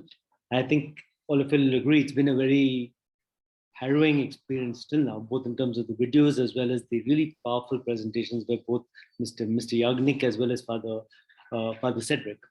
And what I will try and do is take you a little bit through the judgment and looking at some of the flaws of the judgment and what the judges did, which I think Meera characterizes as judicial betrayal. If we begin by reading the judgment, the first shock you'll get, as maybe any ordinary reader of the judgment, is the judges by talking about the abhorrent Godhra incident, which occurred in the morning of 27/2/2002, which is fine. But then they go on in the next paragraph to talk about the aftermath of that incident. There's unrest and violence all across the state of Gujarat. And then they talk about the violent mob attacking the inhabitants of Gulbarga society. And we just saw the videos.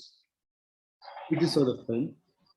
And we know that to call what happened post 2002, 27th, the Godhra incident, as unrest and violence is a gross underestimation of the scale, the magnitude, and the nature of the violence which happened. And again, we saw the evidence in front of us, but you go back to the fact-finding reports which happened at that moment in time, which we really have to go back to, because in a sense, the truth of what happened then, if we can't rely upon what the court judgment is telling us, we will go back to other reports, other records, other documents, which keep alive these memories of what really happened. And just as Father Cedric just referred to the report by the Concerned Citizens Tribunal by former Justice Krishna Iyer. And what Justice Krishna Iyer says in his report, the report characterizes what happened in Gujarat as both a crime against humanity and as genocide. And in particular, he says, I cannot but condemn the culpable delinquency of those in power in Gandhinagar, nor indeed it is possible to absolve the central rulers in Delhi who failed to act and perhaps connived by omission to harrying operation in Gandhi country, I mean Gujarat, where the greatest man of our time was born, with the noblest example of secular symphony of religions. Yet action has to be taken against heinous culprits, since justice shall be done under the Indian Constitution, be you ever so high, the law is above you. Then we had another very, very powerful report by a group of feminists called The Threatened Existence, which again analyzed what happened in Gujarat as really genocide and crimes against humanity, with a specific lens of the way women were targeted in the violence in Gujarat. What all of it was based on was the very, very early report. I'm sure maybe some of the people who are part of the fact-finding are here, was a report called Survivor Speak of Saida Hamid and others, which again brought to the attention of the nation and the world really how integral sexual violence was to the entire project or the pogrom of what happened in Gujarat in 2002. And when you read the language of the judgment, and they characterize this targeted killing, targeted attacks against the Muslim community, targeted sexual violence against Muslim women, as merely unrest and violence. That's a violence of language which then you realize where this judgment is really going. That's the first point I really want to make in terms of the tonality of the judgment, or the way the judgment chooses to see facts, which are really before all of us. Mr. Yagnik referred to the key dimension of this judgment. Why is this entire Ishan Jafri petition, Zakia Jafri petition, so important? It's important for one particular reason. We know that for justice in communal crimes, it's very, very rare. We know that in most cases, be it 83, be it 84, be it a range of riots or pogroms before that, we've not had justice. But Gujarat 2002 was an exception to that particular record. And that's because of, again, the point made by Father Cedric, made by Mr. Chako, made by a range of others, but because of the incredible work done by a range of people in Gujarat, we've had convictions by sessions courts in a number of cases. The one we remember very, very, very powerfully is the Narrain party conviction, where again the courage of that woman judge, Jyotsna Yagnik, reminds us today that even in the most difficult circumstances, the people who choose to stand up for constitutional values and for the truth as it were.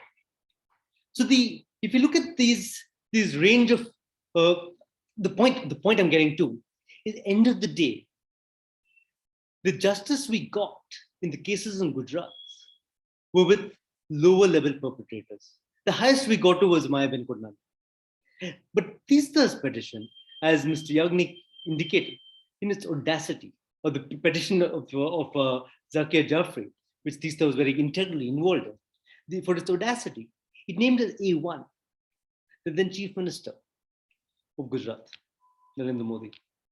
That is the audacity of that particular petition.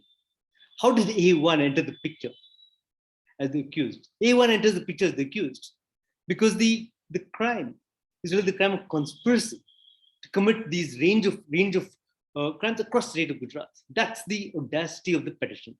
It says we not interested in lower level perpetrators.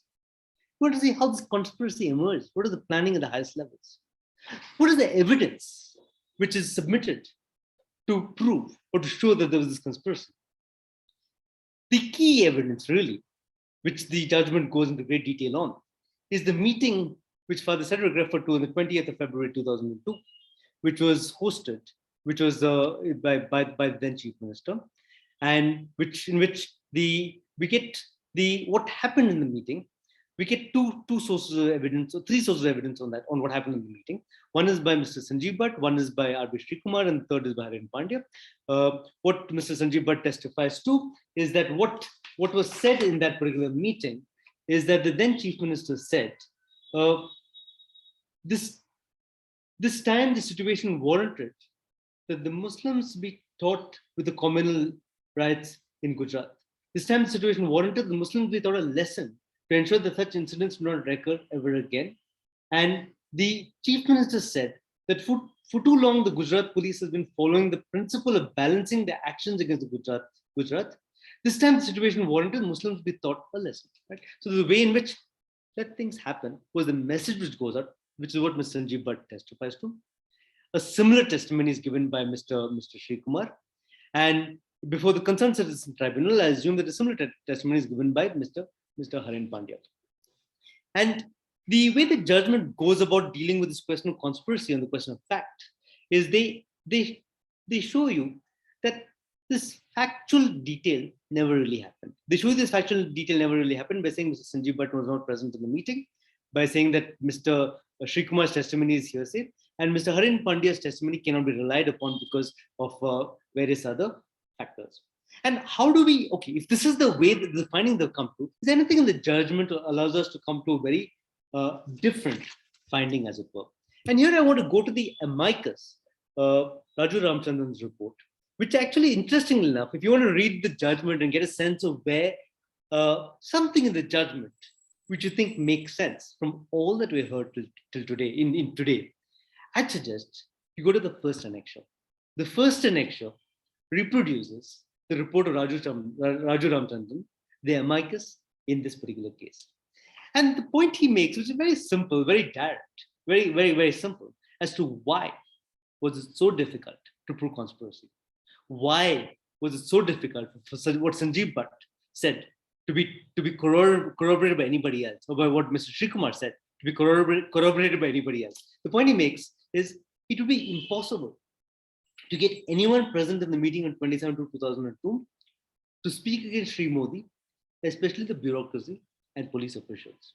So the simple point, if you can't prove conspiracy, you can't prove conspiracy because the Gujarat state and the bureaucracy and the police officials will not speak against the then chief minister. The second point which we have to go to is, which Mr. Ramchandran goes to as well, is saying, we saw all that we saw today. How does this judgment deal with that entire question? Is the judgment blind to the fact that these kind of killings, these kind of murders, these kind of incidents happened? What is the judgment's response to all of that? The judgment's response to that is basically to say that they were spontaneous occurrences of violence with no larger scheme of planning underlying them. The question then which needs to be asked, which Mr. Ramchandran asks, is a very important question. So what was the then Chief Minister doing in the time period of 72 hours from when Godhra train was burnt to all the instances which were detailed in the Zakir petition happened? What was the Chief Minister then doing? And it's a very important question. The judgment is interesting question, is there a meeting of mind with a conspiracy? But the other question we need to ask is, okay, we're not able to prove conspiracy.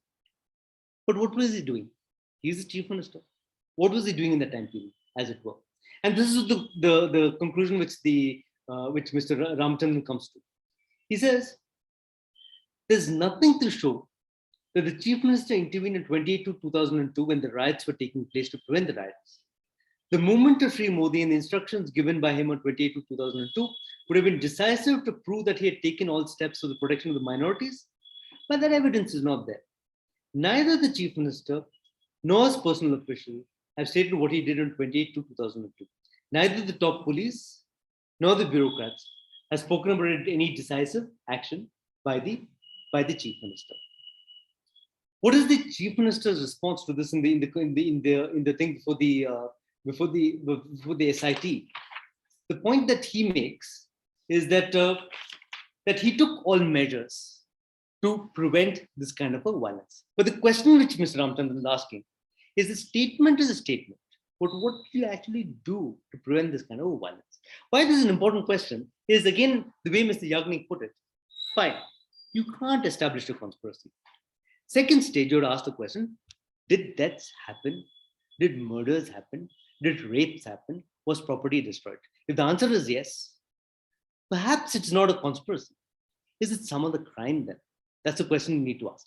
And the answer to that question actually comes from the point which actually Teesta's made most eloquently, and whom we've all learned this from, and most powerfully, is her advocacy of the concept of what she calls command responsibility, or superior responsibility, which is laid down in the statute of the International Criminal Court. And the point of command responsibility, superior responsibility is this. That is, when, with respect to superior and subordinate relationships, a superior shall be criminally responsible for crimes within the jurisdiction of the court committed by subordinates under his or her effective authority and control as a result of his or her failure to exercise control properly over such subordinates. So the burden is a little lower. You don't need to show there's a meeting of minds as a conspiracy. All you need to show is the person was in charge of the state machinery completely at that moment in time. And under complete and effective control, under his complete and effective control, crimes were committed, which he did nothing to prevent.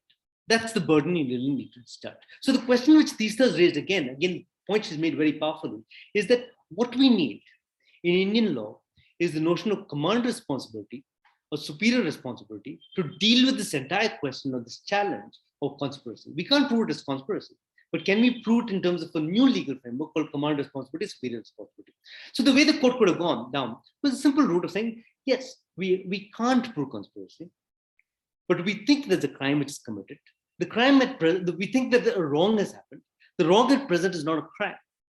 But the crime, it needs to be recognized as a crime because so many murders, so many rapes can't be allowed to go in a situation of impunity. So the logic the court could have taken in that particular ground is to say that what we are recommending is that Parliament enact a law to deal with this kind of a situation with the notion of command responsibility.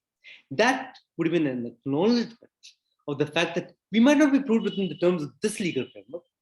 We need another legal framework to deal with the crimes which have happened. They didn't do that either. What did they finally do? Which we all know. The route they went finally down is, as we all know, is the question of targeting the activism which resulted in the filing of the entire petition itself. And this is a very important point again, because if you think of activism, what is activism? We all know this. Activism is really a coming together of a victim community with an activist community who in many cases go in front of the judiciary, which was the way Teesta went about it, which is the way in the context of crimes against Dalits, in the crimes of mass crimes against a range of groupings, this is what we do.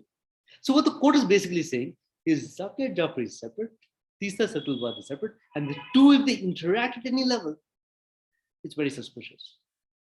It's very suspicious. So that is the fundamental problem that we have. And the second problem we have, of course, is, again, what does activism rely upon? It relies upon, as we talked about, activists, relies upon victim communities, and it relies upon another very important category, which is people of conscience who are there within judiciary, people of conscience who are there in the bureaucracy. And of those exemplars, R.B. Srikumar and Sanjeev Bhatt are both examples.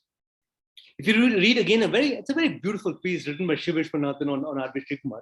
And the point he makes is, again, Father Cedric is here. He says that if you listen to the dissent of R.B. Srikumar, it's not the poetry of Father Cedric, but it's really the prose of a bureaucrat.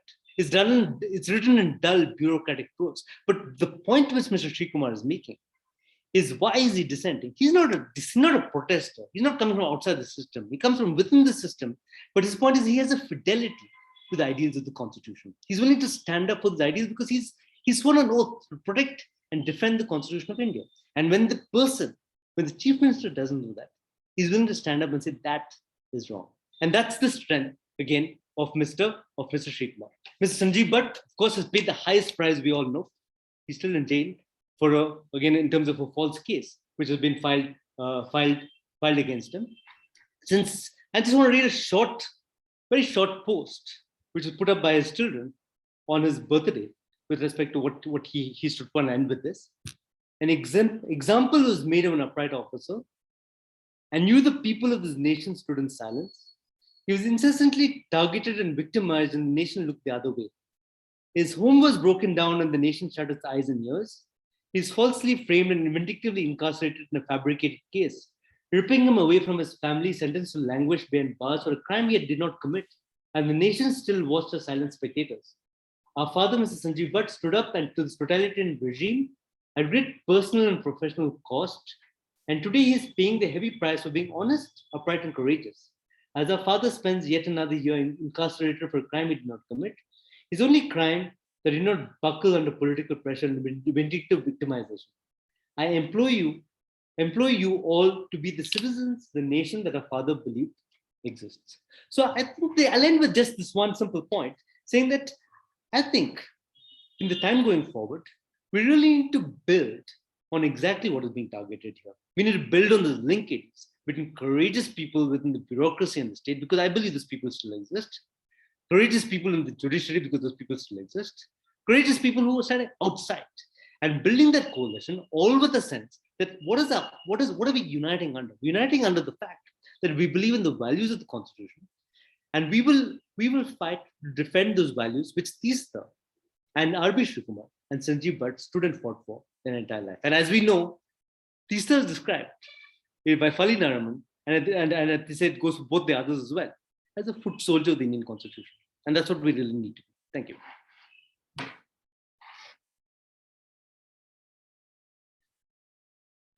Thanks, Arvind. That was really, really good. एक बार फिर से थोड़ा सा एक छोटा सा अनुवाद आपने जो बोला, बहुत बहुत शुक्रिया अरविंद जी आपका. तो अरविंद जी ने पूरा जो बोला है, वो जो निर्णय आया है 24 जून का, उसी का विश्लेषण किया है, उसी की आलोचना की है। उन्होंने बताया है कि इस निर्णय में पूरा जो शुरुआत में ही लिखा गया है कि जो सारे दंगे हुए इनका मूल कारण गोधरा का हादसा है, पर अगर केवल उसी हादसे तक ही हम इसको सीमित करेंगे तो जिस स्केल पे, जिस स्तर पे, जिस विस्तृत स्तर पे ये दंगे हुए हैं, उसको बहुत ही अंडर एस्टिमेट करना, उसको बहुत ही कम आंकलन करना है उनका। ये जो जैसा कृष्ण अय्यर ने इस रिपोर्ट में बोला, सिटीजन्स ट्रिब्यूनल की रिपोर्ट में, ये एक जीनोसाइड था, ये एक नरसंहार था, और इसको इसी की तरफ ऐसे ही देखना पड़ेगा। वो बता रहे हैं कि तब नारीवादी संगठनों भी अपनी रिपोर्ट निकाली थी, जिसमें बताया गया था कि जिस प्रकार की भीषण यौन हिंसा हुई थी मुस्लिम महिलाओं के साथ, चुन चुन के लोगों को मारा गया था, चुन चुन के लोगों को टारगेट किया गया था, महिलाओं को भी उनके साथ यौनिक हिंसा की गई थी, सेक्सुअल वायलेंस की गई थी उनके साथ। और ये जो जजमेंट है, इसकी जो टोनालिटी है, इसका जिस प्रकार से इसने इस सब के साथ इन सब मुद्दों के साथ इन्होंने फरमाया है, इसको जिस प्रकार से उन्होंने लिखा है, ये एकदम इन पे ध्यान नहीं रख के केवल एक गोधरा पे पूरा इन्होंने उस पे ही ध्यान दिया है। ये बता भी रहे हैं कि जो सांप्रदायिक दंगों में न्याय बहुत ही मुश्किल से मिलता है, हमने हमेशा देखा है, पर यहाँ पे जितना काम हुआ, जितने सारे लोग लगे कि कहाँ से डॉक्यूमेंट्स कलेक्ट करने हैं, जिन जिन के बयान लेने हैं, उसके बाद है जितना भी दोष सिद्धि हो पाई, जितनी भी कन्विक्शन हो पाई है, वो हुई। पर तब भी देखा जाए तो बहुत ही छोटे लेवल के, छोटे स्तर के कार्यकर्ता ही इसमें गिरफ्तार हुए। माया कोदनानी थी वो सबसे बड़ी कार्यकर्ता हैं जिनको गिरफ्तारी मिली, पर बाकी जो थे वो बहुत ही छोटे स्तर के लोग थे। और इसी में तीसरा सीतलवाद और जाकिया जाफरी का साहस था कि उन्होंने जो पिटीशन डाली उसमें आरोपी क्रमांक 1 A1 अक्यूज नंबर 1 को नरेंद्र मोदी, जो वहां के तत्कालीन सीएम थे, उसको बनाया है। और उनके पास क्या साक्ष्य थे, उन्होंने जो साक्ष्य डाले हैं अपने पिटीशन में, वो मुख्य प्रकार से 3 लोगों के बयान थे। एक थे संजीव भट्ट, दूसरे थे आरबी श्री कुमार और तीसरे थे हरेन पांड्या। संजीव भट्ट और लगभग तीनों ने एक ही बात डाली थी अपने बयान में कि जो 27 फरवरी को मीटिंग हुई थी, सीएम ने जो मीटिंग बुलाई थी, तब के मुख्यमंत्री ने जो मीटिंग बुलाई थी, उसमें स्पष्ट रूप से बोला गया था कि इस बार मुसलमानों को सबक सिखाना है, they have to be taught a lesson. और पुलिस जो है बहुत ज्यादा बैलेंस करती है और खुले रूप से उनको सबक नहीं सिखाने देती, इस बार वो बदलेगा। श्री कुमार ने भी अपने बयान में लगभग ऐसा ही बोला था, हरेन पांड्या ने भी ऐसा ही बोला था। जो सरकार का पक्ष रहा वो ये था कि ये मीटिंग कभी हुई नहीं, जो हुई थी उसमें हरेन पांड्या नहीं थे और संजीव भट्ट भी नहीं थे, उनकी तरफ से ये साबित करने का हुआ।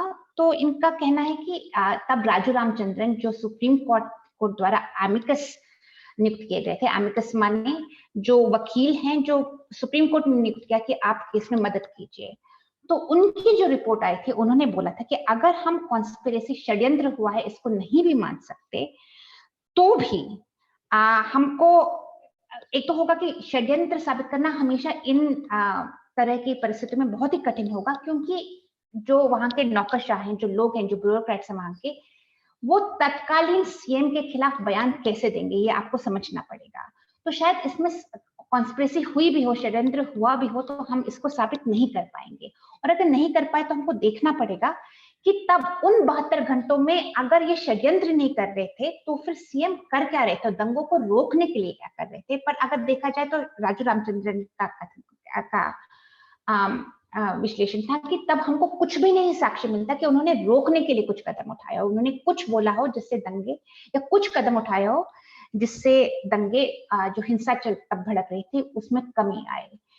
तो उससे लगता है कि इनको अगर हम षड्यंत्र नहीं स्थापित कर पाते तो एटलीस्ट जो कम से कम कमांड रिस्पॉन्सिबिलिटी तो हमको देनी पड़ेगी। कमांड रिस्पॉन्सिबिलिटी का ये बोलते हैं, कमांड रिस्पॉन्सिबिलिटी वो सिद्धांत है जो शायद भारतीय कानून में नहीं है पर अंतर्राष्ट्रीय कानून में है, वो बोलता है कि जो वरिष्ठ अधिकारी हैं उनको जिम्मेदारी लेनी पड़ेगी अगर उनके अधीन जो अधिकारी हैं वो भी कुछ अलग गलत काम करें। तो जो वहां पे हमको पता है कि वहां पे रेप्स हो रहे हैं, वहां पे कत्ल होए जा रहे हैं, तो इसकी जिम्मेदारी किसी को तो लेनी पड़ेगी। तो जो वहां पे जिसकी जिम्मेदारी है, जिसकी वरिष्ठ अधिकारी जिसकी जिम्मेदारी है, उसी को इसमें जिम्मेदार ठहराना चाहिए। तो इन्होंने ऐसा बोला है कि अगर ये कोर्ट अगर इनके सामने षड्यंत्र नहीं स्थापित हो पाया तो इतना तो सुप्रीम कोर्ट कर ही सकता था कि ये एक रिकमेंडेशन देता, एक सुझाव देता पार्लियामेंट को, संसद को, कि आप एक कमांड रिस्पॉन्सिबिलिटी को लेकर एक कानून लिखिए ताकि आगे ये चीजें नहीं आ पाए। पर उन्होंने ऐसा भी नहीं किया, बल्कि जो लोग वहां पे न्याय के लिए आए थे उन्हीं के सामने उन्हीं को इन्होंने आरोपी दर्शाया है। अरविंद ने इस बात से इसको खत्म किया है कि जो तब भी कुछ ब्यूरोक्रेट्स थे, जैसे कि संजीव भट्ट आईपीएस ऑफिसर और राजश्री कुमार जो तब के पूर्व डीजीपी हैं, तो उन्होंने तब भी संविधान का पक्ष लिया और उनको पता था कि उनके ऊपर बहुत राजनीतिक दबाव है, उनको कुछ भी हो सकता है, तब भी वो संविधान के लिए गए। अभी भी वैसे लोग हैं, अभी भी न्यायपालिका में भी वैसे लोग हैं और सरकार में भी वैसे लोग हैं। तो उनके साथ हमको आगे बढ़ना चाहिए, उनको साथ में लेकर आगे बढ़ना चाहिए और अपनी आवाज को चुप नहीं करना चाहिए। तो इसी के साथ अब हम कविता श्रीवास्तव, कविता आप हैं क्या जुड़ी हुई? Hello, Kavita here? Very much. या तो कविता आप अगली स्पीकर आप हैं। कविता जो है आप सब जानते ही होंगे, ये देश भर में काफी मशहूर कार्यकर्ता हैं, PUCL की राजस्थान चैप्टर की अध्यक्ष भी हैं और राष्ट्रीय स्तर पे भी PUCL में ये काफी काम करती हैं। साथ में भोजन के अधिकार के कैंपेन में से बहुत पहले से जुड़ी हुई हैं, महिला संगठनों के साथ भी बहुत ज्यादा जुड़ी हुई हैं और NAPM की भी साथी हैं। इनका जो बायो है वो चैट बॉक्स में आ ही गया है तो मैं उसको नहीं दोहराऊंगी। कविता जी अब आप इसको आगे ले जाएं। तो बहुत बहुत शुक्रिया शालिनी, मीरा, अरुंधति जिन्होंने इसको आयोजित किया, NAPM के सभी साथी और जितने पूर्व वक्ता जिन्होंने अपनी बात रखी उनको धन्यवाद देते हुए मुझे लगता है कि बहुत ही विस्तार से अनेक पक्षों पर बात हो चुकी है। तो मुझे वही लग रहा था कि मैं क्या बात रखूं, बिकॉज बहुत सारी बातें जो मैं रखना चाहती थी, बहुत अच्छा है कि किसी और ने उसको रखा। सबसे पहले तो मैं ये कहना चाहूंगी कि टीस्टा को अंदर करना, टीस्टा को मैं जानती हूँ 1997 से, जब वैसे तो पहले 80s में भी मुलाकात हुई थी, भोपाल गैस ट्रेजेडी के तहत जब हम लोग मिले थे, वो पत्रकार के रूप में उनसे मुलाकात हुई थी। लेकिन उनके साथ दोस्ती 1997 से शुरू हुई जब हम लोगों ने राजस्थान में एक जो महिलाओं पे अत्याचार हो रहे थे उसको लेके जो बहुत ही ज्यादा हम लोगों का बहुत जबरदस्त आंदोलन चल रहा था, तो उन्होंने मेरे से संपर्क किया था कि अब तुम कुछ लिख कर भेजो। तो मैंने कहा मैं बहुत लंबा लंबा लिखती हूँ, तो उन्होंने कहा हम पूरा छाप देंगे। और वहां से हमारी दोस्ती कम्युनिज्म कॉम्बैट निकाला करती थी। फिर उसमें हम वो लगातार हम लोगों से लिखवाती थी, उनसे यूं दोस्ती बनी।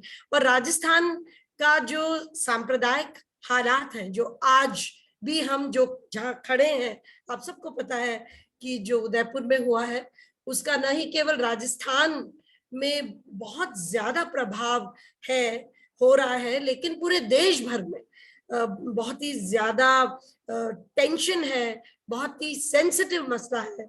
और इसमें टीस्टा की बहुत ज्यादा याद आ रही है, क्योंकि टीस्टा होती तो हम लोग जरूर चर्चा करते और वो जरूर आती। तो हमारे लिए टीस्टा की गिरफ्तारी, उसको अंदर करना एक तरीके से इस देश की one of the finest human rights worker, one of the most vibrant, most active हर तरह हर मुद्दे पे जुड़ना, चाहे सीए हो, चाहे एनआरसी हो, चाहे सोनभद्र में हमारी महिलाएं फॉरेस्ट के मुद्दे पे कार्यरत हो, या राजस्थान के मुद्दे हो। तो मुझे लगता है कि तीसरा को चुप करके जेल भेज के एक क्लियर मैसेज दिया गया है हम सब के लिए। अगर ये आधार, इनको ये कारण मिल गया इस पूरी कानूनी प्रक्रिया के तहत उसको निशाना बनाते हुए, और बहुत ही गलत तरीके से, कोई सुप्रीम कोर्ट इस तरीके से निशाना नहीं बनाता है जिस तरह तीसरा को निशाना बनाया गया इस पूरे जजमेंट में। I mean literally abusive language has been used against her.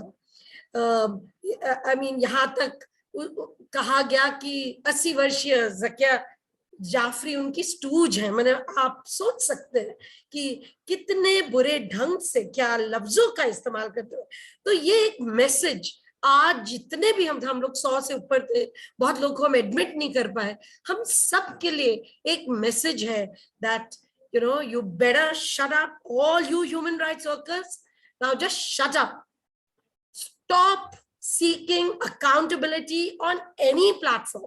I mean, when the judiciary can come so heavily on you for making the executive accountable, then you can understand what the message is to all of us. And I think, therefore, ये जो फैसला है, ये फैसला ठीक है, कानूनी प्रक्रिया में जाएंगे वकील, इसकी रिव्यू लगाएंगे, फिर इसका क्यूरेटिव लगाएंगे, जो कानूनी प्रक्रिया है उसको एग्जॉस्ट करेंगे।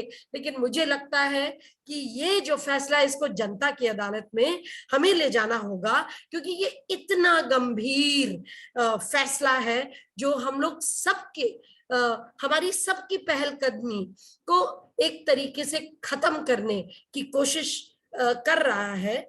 और मुझे लगता है कि इस चीज को लेके हमें गंभीरता से कुछ प्लानिंग करनी चाहिए। तो जहां एक तरफ ये बिल्कुल आई मीन इलीगल फैसले, में कई बार लग रहा है कि इस आई मीन ये जो फैसला लिखा गया था, सॉरी टू से, but simultaneously the preparation of the FIR was being done in Gujarat to take all the three in. I mean, Arvind Shri Kumar 75 years के हैं, वो ही सारी प्रक्रिया शुरू हो गई है। आप फिर किसी बुजुर्ग को जेल में डाल रहे हैं। माने जो ये सरकार है, इतनी विंडिक्टिव सरकार है, वो उनको कोई फर्क नहीं पड़ता है किसी की उम्र, किसी की बीमारी, किसी की इज्जत, उनको dignity. I mean, it's anti-constitutional in the very basic way, and they've thrown Shri Kumar ji into the jail. I mean, somebody like him should be out. So I think that I do want to talk about the judgment. At the same time, I feel that not to lose this opportunity with the number of people we are, as to what kind of planning can we do for a few things. How can we get the people who have been incarcerated out? उन लोगों को कैसे निकालें? अभी तक हमारा civil society movement एक तरीके से हर बार हम अपने आप को हाशिए के हाशिए में पा रहे हैं। हम अपने आप को बहुत ज्यादा हाशिए में पा रहे हैं। अपने दोस्तों को निकालना, मैं सारे सारे सांप्रदायिक मुद्दों को एक किनारे करते हुए सबसे पहले मुझे लगता है कि हमें सिविल लिबर्टीज की बात करनी पड़ेगी, और इसलिए इस फैसले को जनता की अदालत में ले जाना है, क्योंकि हमें एक माहौल बनाना होगा, एक बार फिर माहौल बनाना होगा जहां हम इस तरह के फैसलों जो लोग सवाल पूछते हैं, और उन्होंने केवल माने एकदम कानूनी रूप से कार्य करा। क्या चाहते थे वो कि ज़किया जाफरी, आप लोग को पता होगा, may be one speaker mentioned it, जो क्रिमिनल केस हुआ of the killing of Ehsan Jafri and others, 69 people were killed. उस क्रिमिनल केस में क्या हुआ? In that criminal case, they said about 13 people were convicted. क्या था उसमें फैसला? कि एहसान Jafri was responsible for his own death. ये फैसला गुजरात हाई कोर्ट ने, I mean, he was responsible for his own death because he did the firing. और सबको पता है कि जिस रूप से एक लगातार सुबह से वो 3 बार कमिश्नर, अहमदाबाद पुलिस कमिश्नर के दफ्तर गए, उन्होंने नरेंद्र मोदी तक को फोन किया, उन्होंने Sonia Gandhi, was a member of parliament, ex-member of parliament of the Congress party, even called up Sonia Gandhi, and we did that. हम गुजरात में 2002 में 1 महीना रुके, हम लोग बहुत सारे लोग राजस्थान में हम लोगों ने खूब वक्त दिया. So we walked that distance. He went by car. He took out his car and he went. And at 3 o'clock he comes down. And वो कहते हैं कि शायद वो कहते हैं लोगों को कि तुम मुझे मार डालो, लेकिन इन औरतों और बच्चों को, अन्यों को सुरक्षित रखो. और फिर जो एक ब्रूटैलिटी से उनको मारा गया, I cannot even talk about it. और उसमें जो फैसला आया जकिया जी को, वो ह्यूमिलिएशन, ठीक है कुछ कन्विक्शन हुआ, but your husband was responsible for his own death, was also he provoked, he fired. तो उसके बाद if we are going, somebody wants to go into the larger conspiracy apart from calling them a stooge, you are also incarcerating them to silence all questions and all kinds of things. Like जो बातें सारी आ चुकी हैं कि 16 साल का भी ठीकरा किस पे फोड़ा, 16 साल का ठीकरा आपने तीस्ता और इन सब पे फोड़ दिया. 16 साल, अगर नरेंद्र मोदी को 16 साल या 20 साल या 22 साल इस चीज कटघरे में खड़े रहते हैं कि आप जिम्मेवार थे, ये सवाल नरेंद्र मोदी जी के सामने से कभी नहीं जाएगा. कोर्ट कोई भी फैसला दे, ये सवाल हम लोग जो वहां गए हैं, जिन्होंने देखा है सारी चीज, हम हमेशा कहेंगे नरेंद्र मोदी आप जिम्मेवार थे.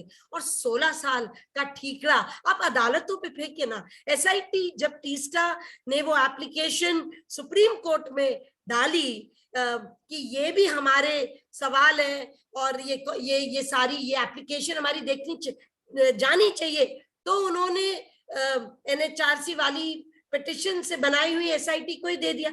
उस SIT ने 3 साल बाद फैसला दिया, उस SIT ने 3 साल बाद. और उसके बाद जो सारी कहानी है वो सारे साथी लोग बता सके.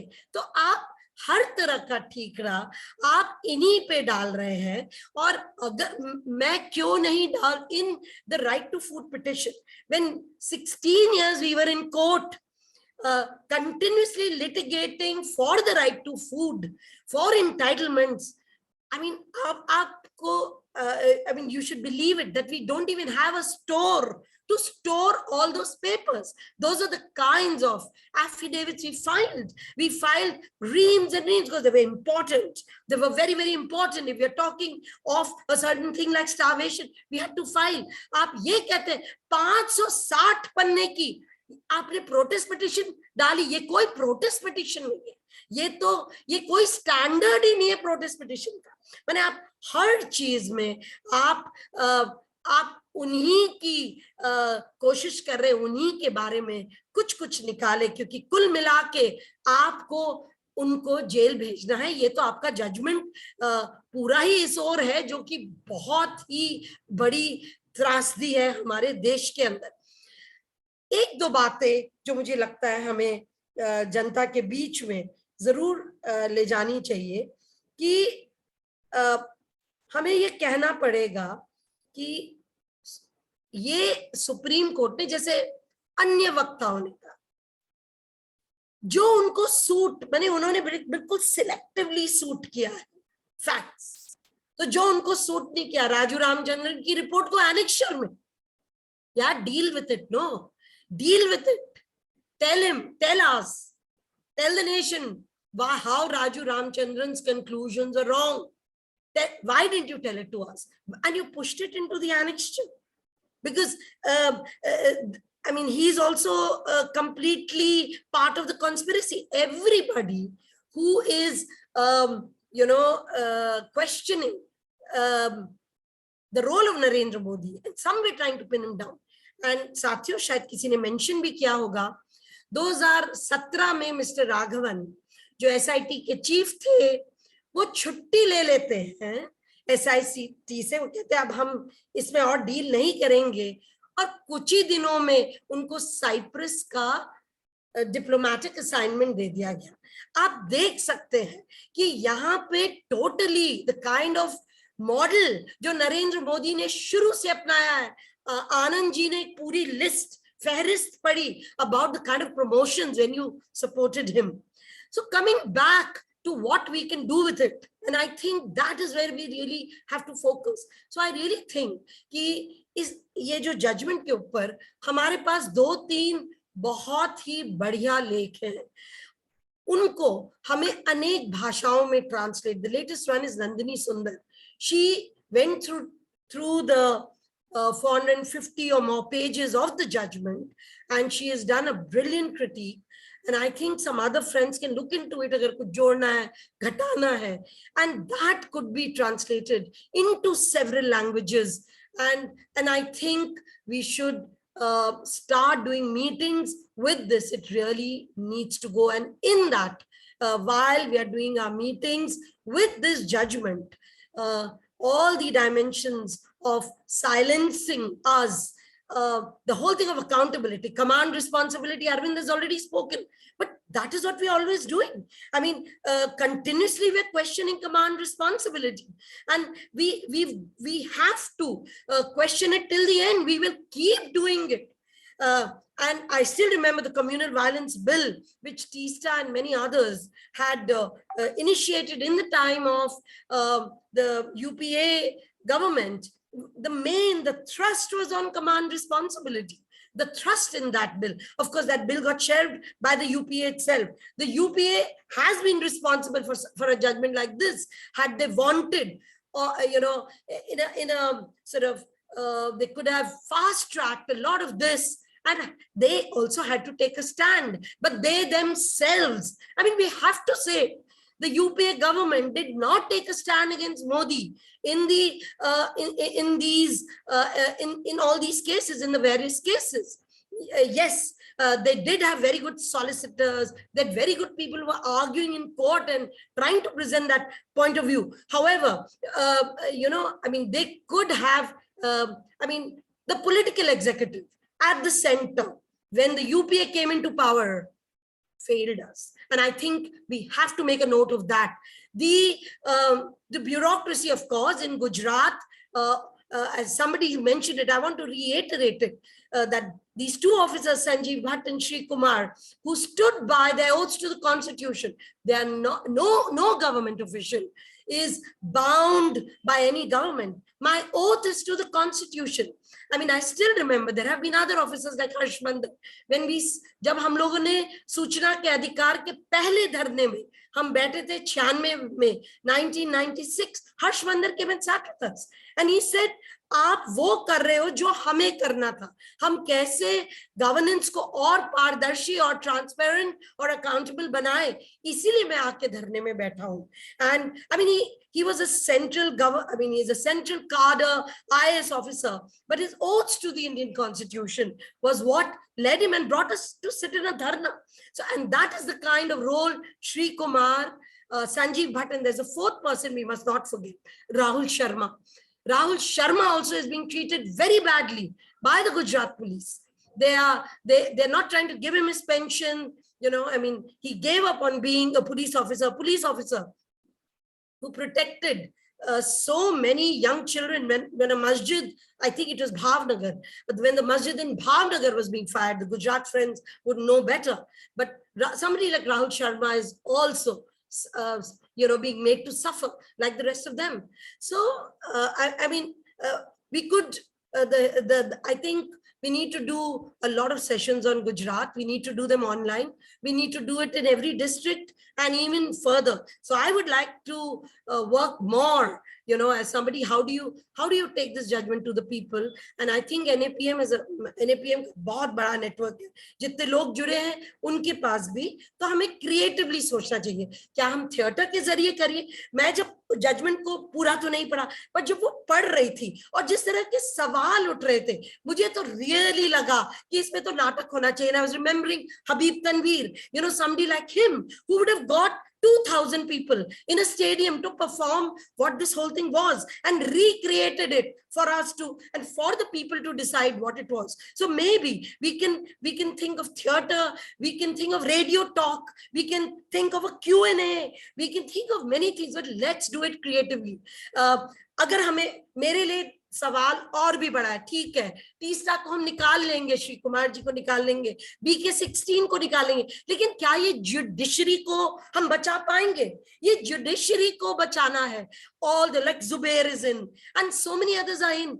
It's only the judiciary. I mean, when the executive, the political and the permanent executive are totally in this state of, you know, an ideological war, you know, with all of us, then the judiciary has to stand up. But now the judiciary is also failing us. And that is showing the collapse of the country. If the judiciary fails, the country fails. So we have to save the judiciary. So while we are taking this judgment to the people, we have to ask questions, because everybody has seen that this judiciary is prejudicial against people, against poor, I mean, the Adivasis. I mean, look at the 4,000 incarcerated Adivasis in Jharkhand jail, which Father Stan raised. He made a list. They raised that question, and look at him, he lost his life.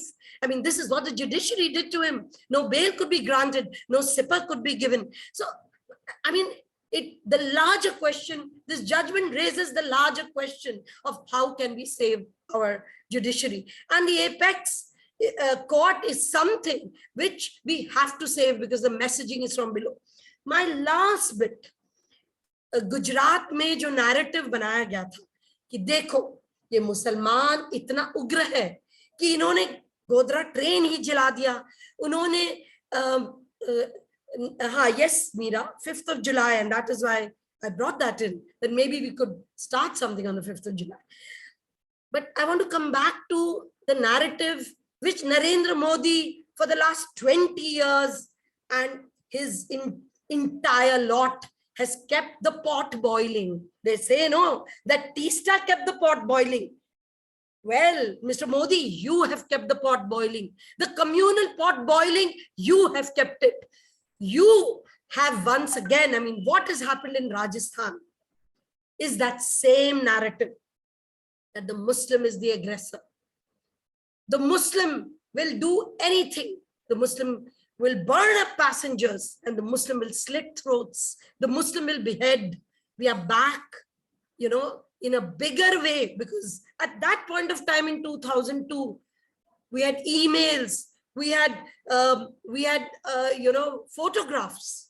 We didn't have WhatsApp and all the other things, but today the whole country, the way Udaipur has resulted in the kind of reaction of Hindutva forces, it's given an opportunity for Hindutva forces to consolidate all over.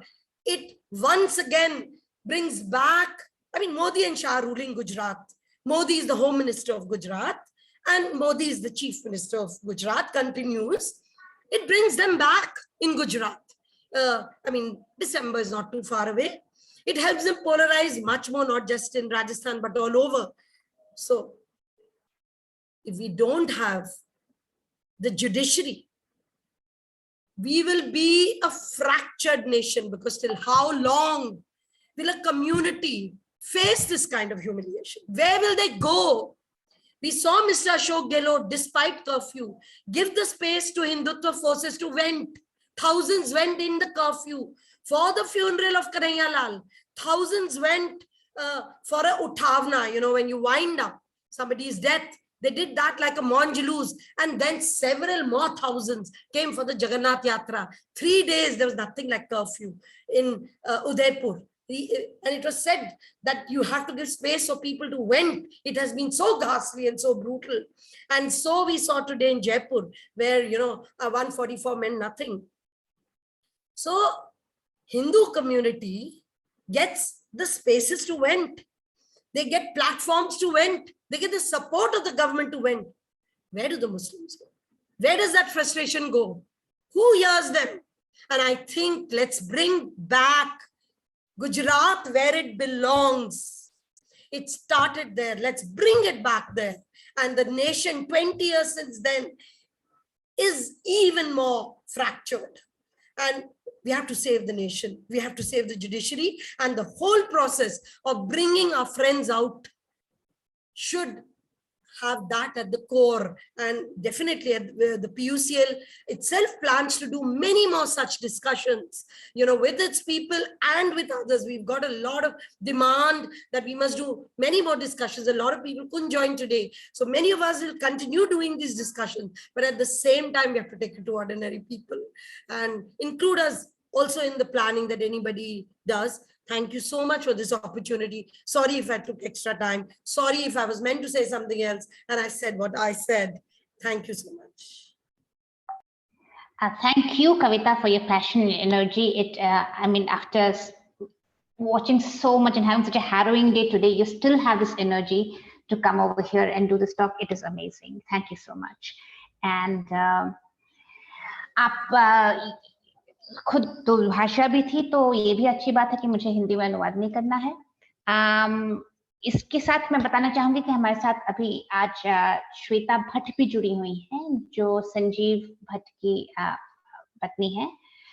तो इस मौके पे मैं चाहूंगी कि उनको वो भी अगर आके थोड़े से 5 मिनट के लिए हमको अपने बारे में बता दे, अपने संघर्ष के बारे में बताते। वो और उनके बच्चों ने बहुत बड़ा संघर्ष किया है और अभी वो जारी भी है।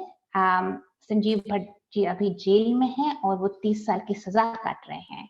तो उसके बारे में आप कुछ बताइए कि आपके साथ कैसे हुआ।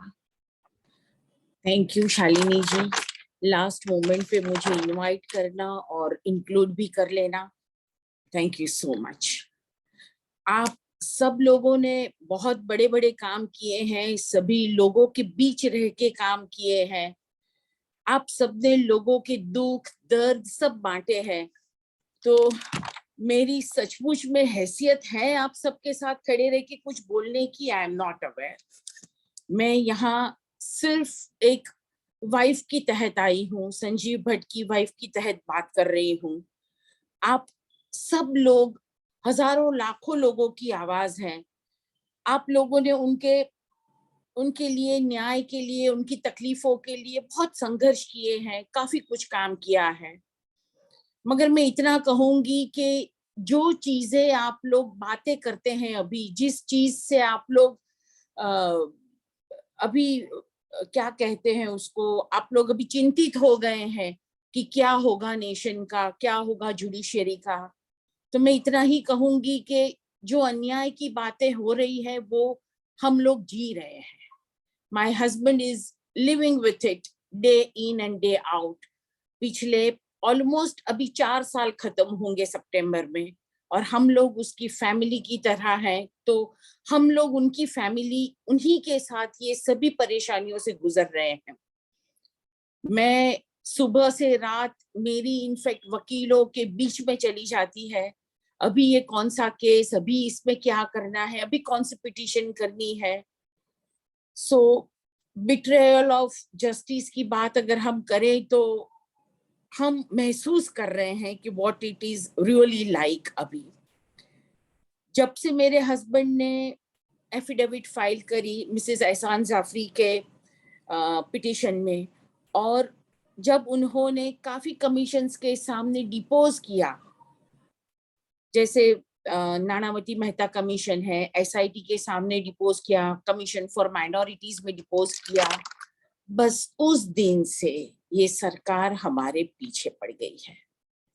और तब से लेके आज तक हम कांस्टेंट एक डर में और एक तकलीफ में जी रहे हैं।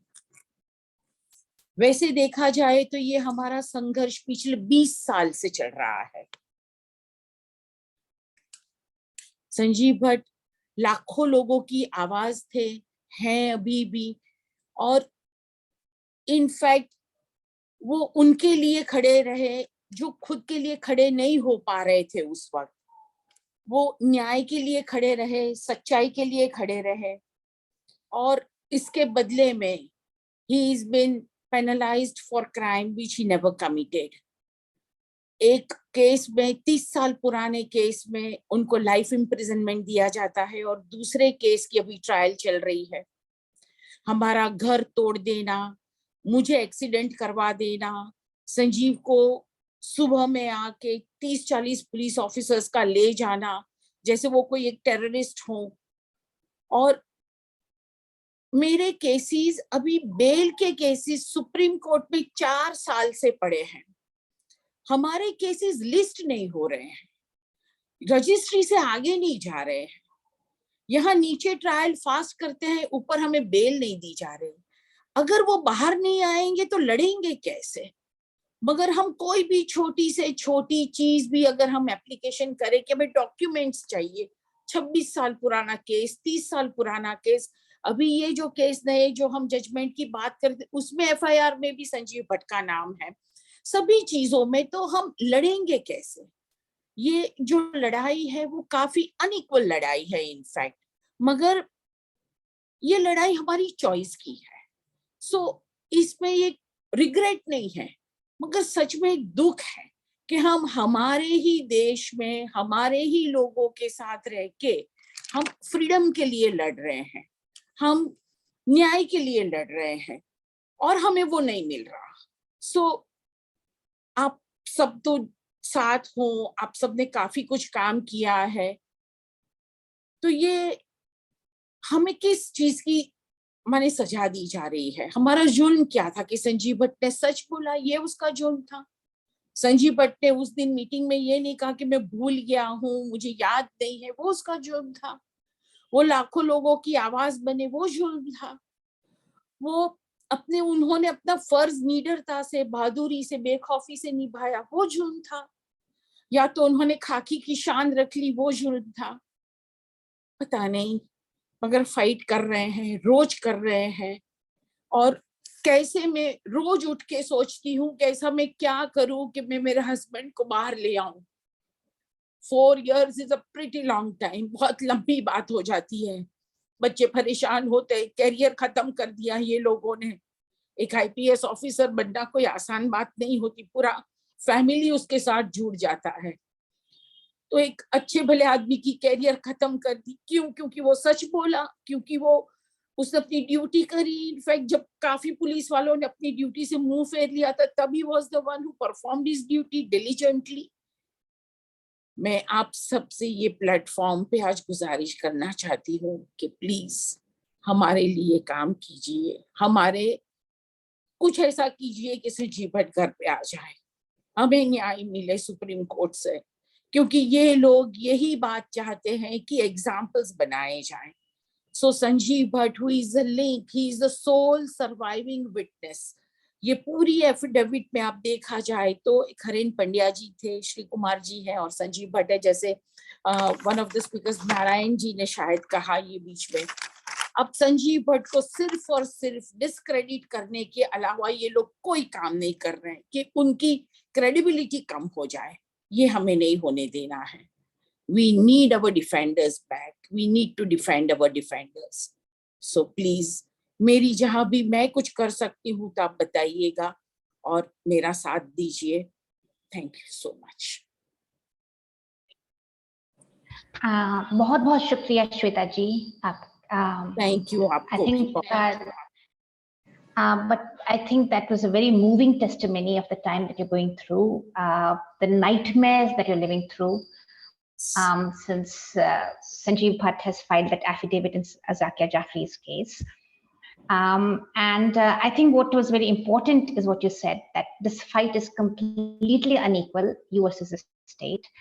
But it's very impressive that you say that it's a fight of your choice and that you're not sad that you made that you took that decision and you're fighting the battle. But it is sad, it is very sad that in this state we have to fight, living in our own country, we have to fight for justice in this manner. But we just have to band together and we have to fight together. With that, I think we will go to this listeners session now.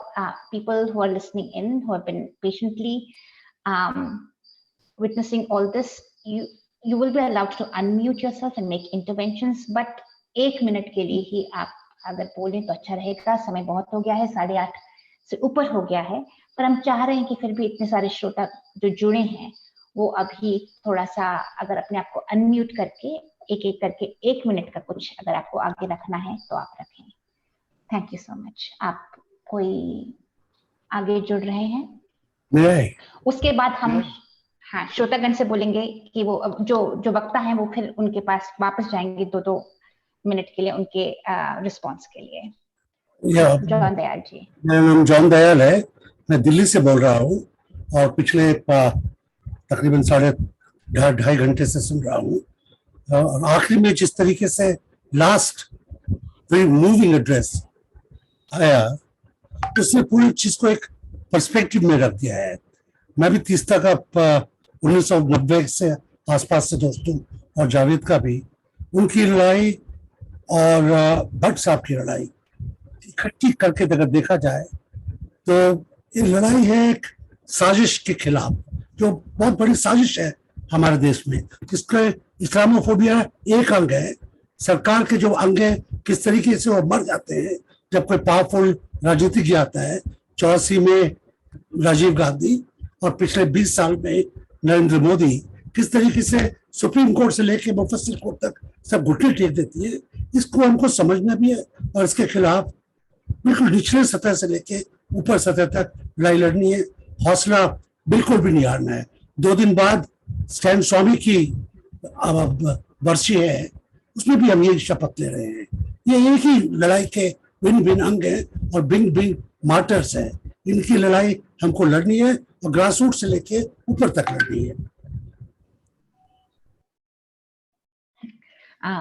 Thanks a lot for your observations. We agree with you. We have to fight this at all levels. Is there anybody else who would like to say something?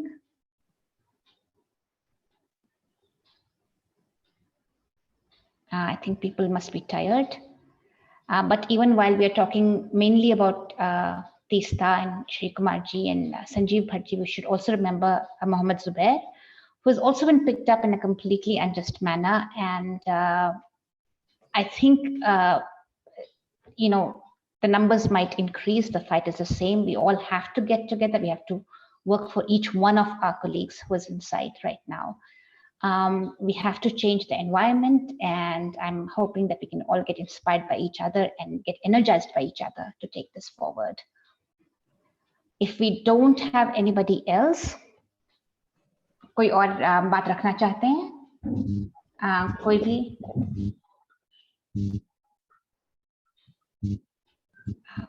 Hi.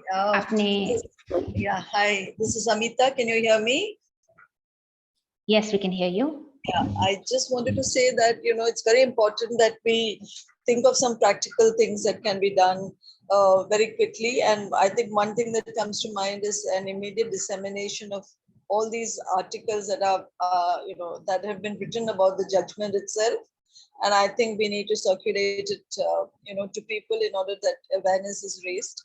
And if you can please do that as soon as possible, that's one step that we can straight away, including Nandini's piece, Arvind's piece. I've just sent it to all my networks now. So what is it that each of us can do? And I think it begins with making people aware of what's happening. So it's very important that we start with doing this. Thank you. And any other, my electricity is just gone. And anything else that we can all do together. I think the time has come for everybody to speak up and do our bit, at whatever levels and whatever ways we can. Thank you. I'm sorry, I'm Parveen calling from Bombay. I'm just wondering whether we can take a stand against particular judges who have come up with this kind of thing, an upfront stand. I'm not sure how legal that would be, or I think rather than the particular judges, maybe, I think there were some good interventions made by our friends abroad when somebody presented a letter to M.V. Ramana, who was there. But I think over here, I think it's more important to actually critique the judgment and take these ideas forwards. I don't know how much targeting personally the judges is going to work. I think we can, recently the CGI said that they are answerable to the Constitution. So it's worthwhile that we all write in and say that, how does this judgment stand up to the constitutional lens, and ask them to impugn all the remarks that they have made. 300 of us lawyers have written in.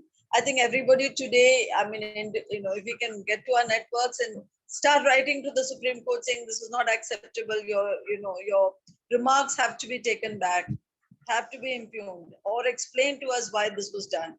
I think we must seek accountability, and that we can do, and we can critique the judgment and the observations. There's nothing wrong with that. We should definitely contact number be, contact of the Supreme Court be shared, like the email, where do you write, that kind of thing can I think, my suggestion is going to be that we put in our, if Meera or somebody can volunteer to collect the emails of people, then we can give our emails, and that way the information can be shared, the articles can be shared, material can be shared, and we can take this forward. There's been a lot of people who have joined in today, and that momentum should. So is it okay, Meera, if people write to you to send you a message? Yeah, or if they can just drop in their email IDs in the chat box, and then we can get back to them as well. IDs. Yeah, some of them have sent their IDs.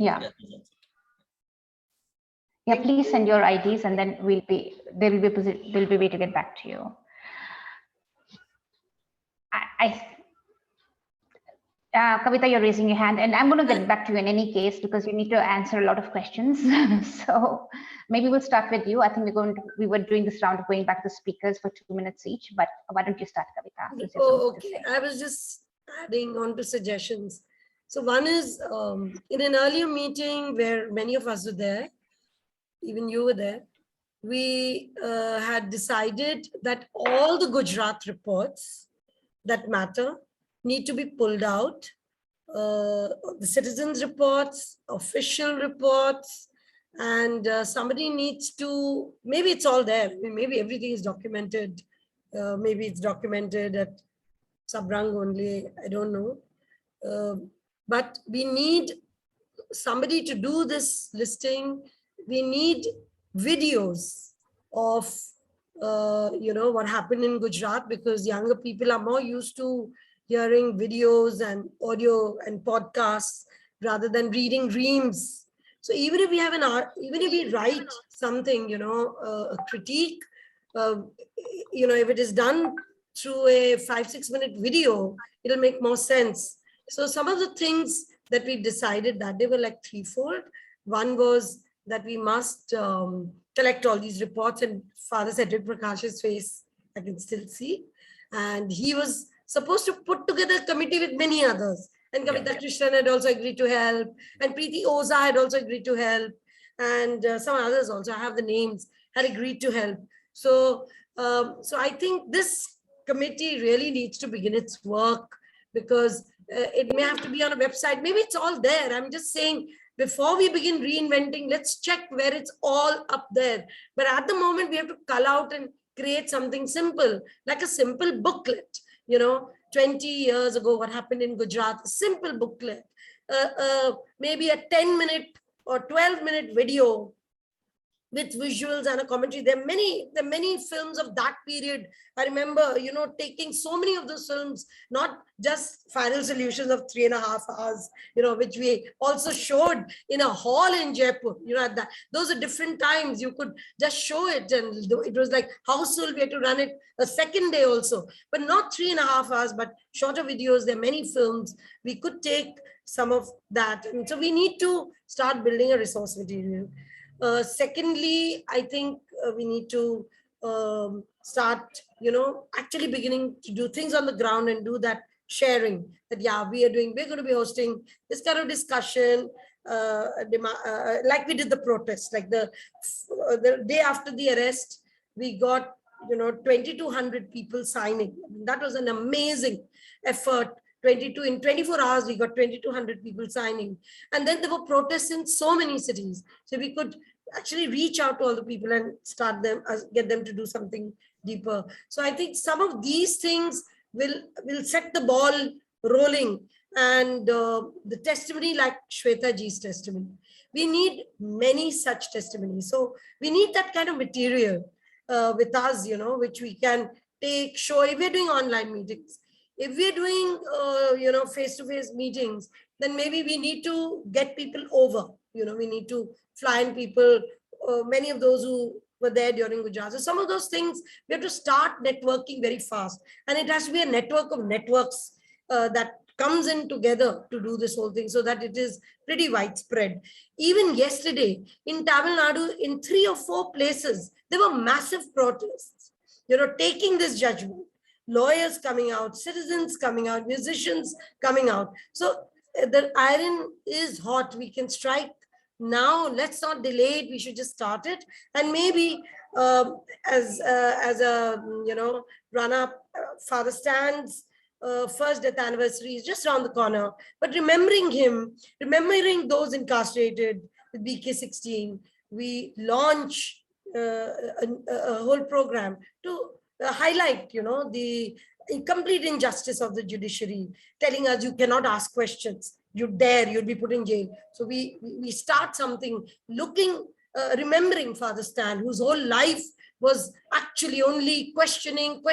He questioned the church. He questioned the government. He questioned his colleagues. He was just somebody who was questioning all the time, and they treated him like this. So maybe some of these questions.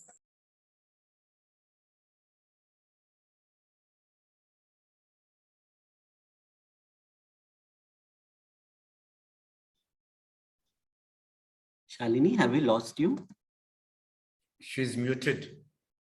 Shalini is muted. She has a power issue lost over her there. picture also. She didn't seem to be. No, she has a power issue over there. Okay. Yeah, I'm not sure if she is able So to. Meera, you take over. Yeah, so we are towards the end, and I don't think we can see Arvind as well over here. Father Cedric, if we can also have your brief closing comments, and then we move towards the okay, can you hear me, Meera?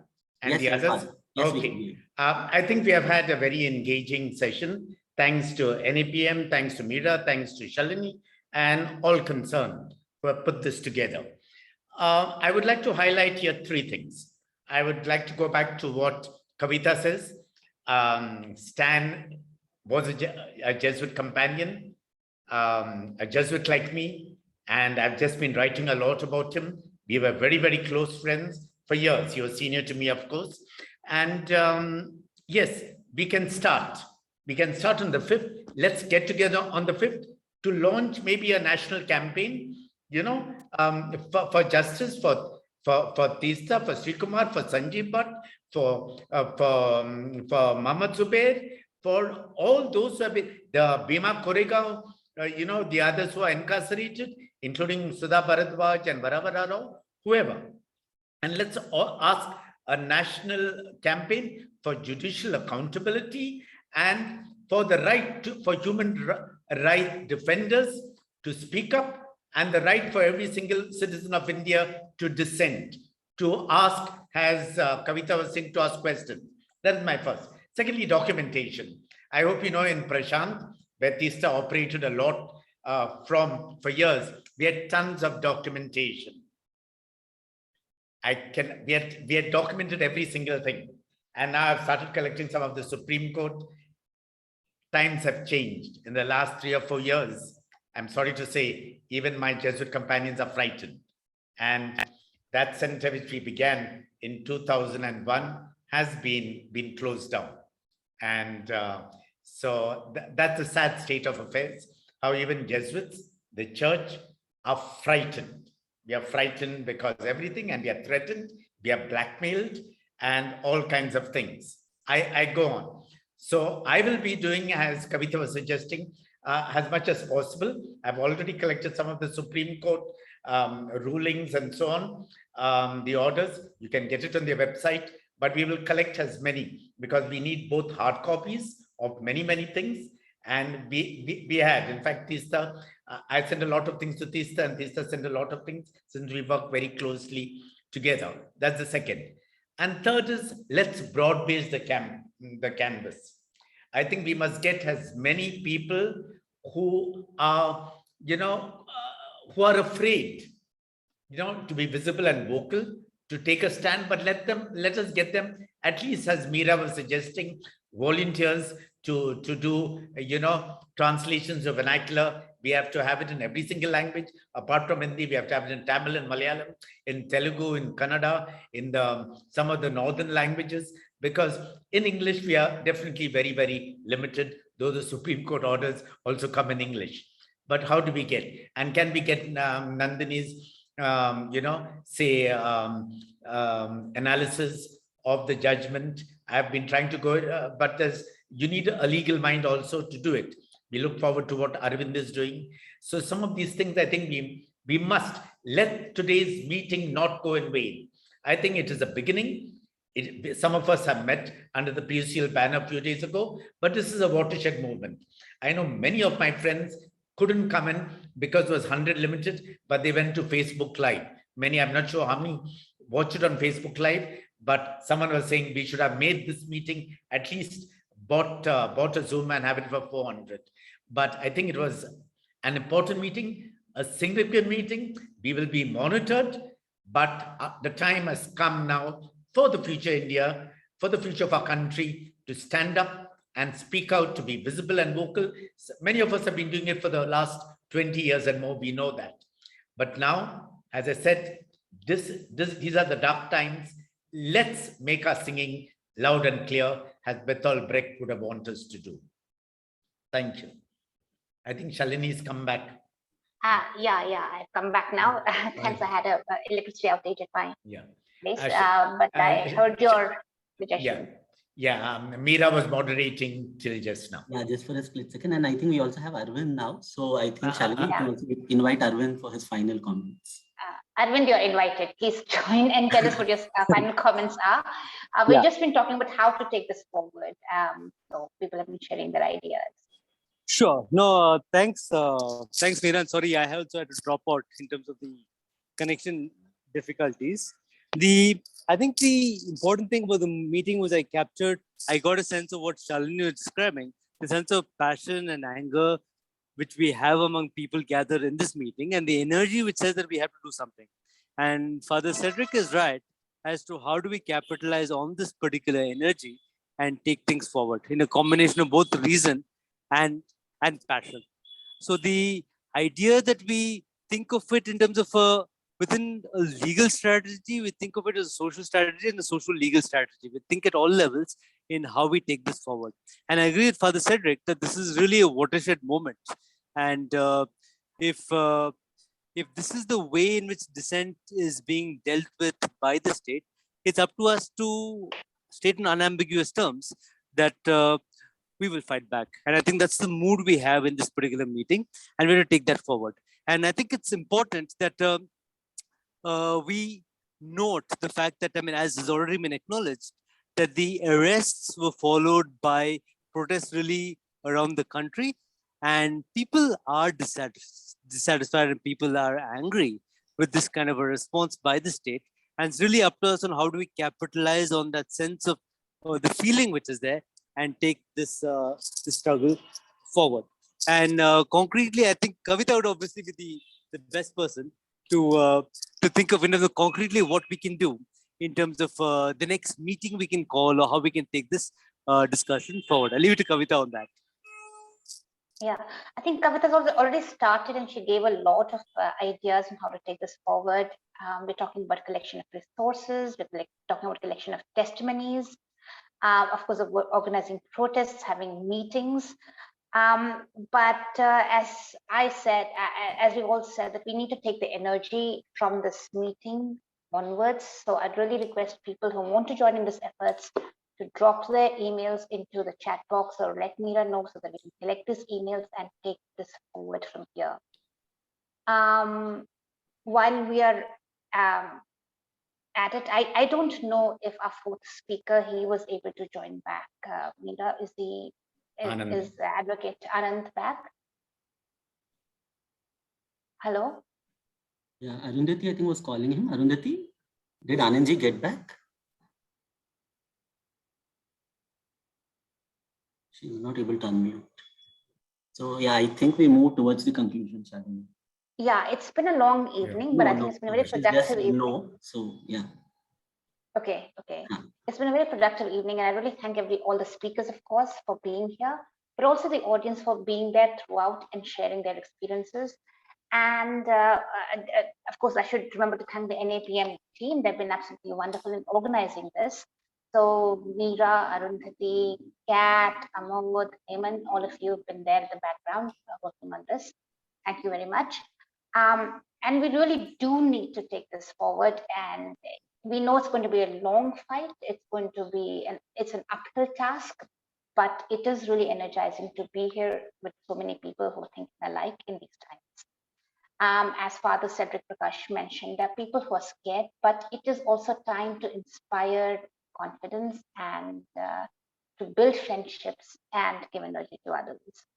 So I look forward to the struggle, onwards troops, as they say. And with this, I think we can, and we'll keep the comment section on for some time in case people want to drop their emails in there. But other than that, I think thank you once again for all your thoughts, and let's hope we can get our comrades out soon. And as was pointed out, it's not just our colleagues and friends that we want out, we also want to save the judiciary. It's a long battle. Thank you. Thank you so much, Shalini. I think that was extremely important to say. And thanks to all the panelists, as you also mentioned. Thanks to Shalini in particular, because I think she held together and moderated the whole session, and also helped us in translating between both the languages so that more people could understand.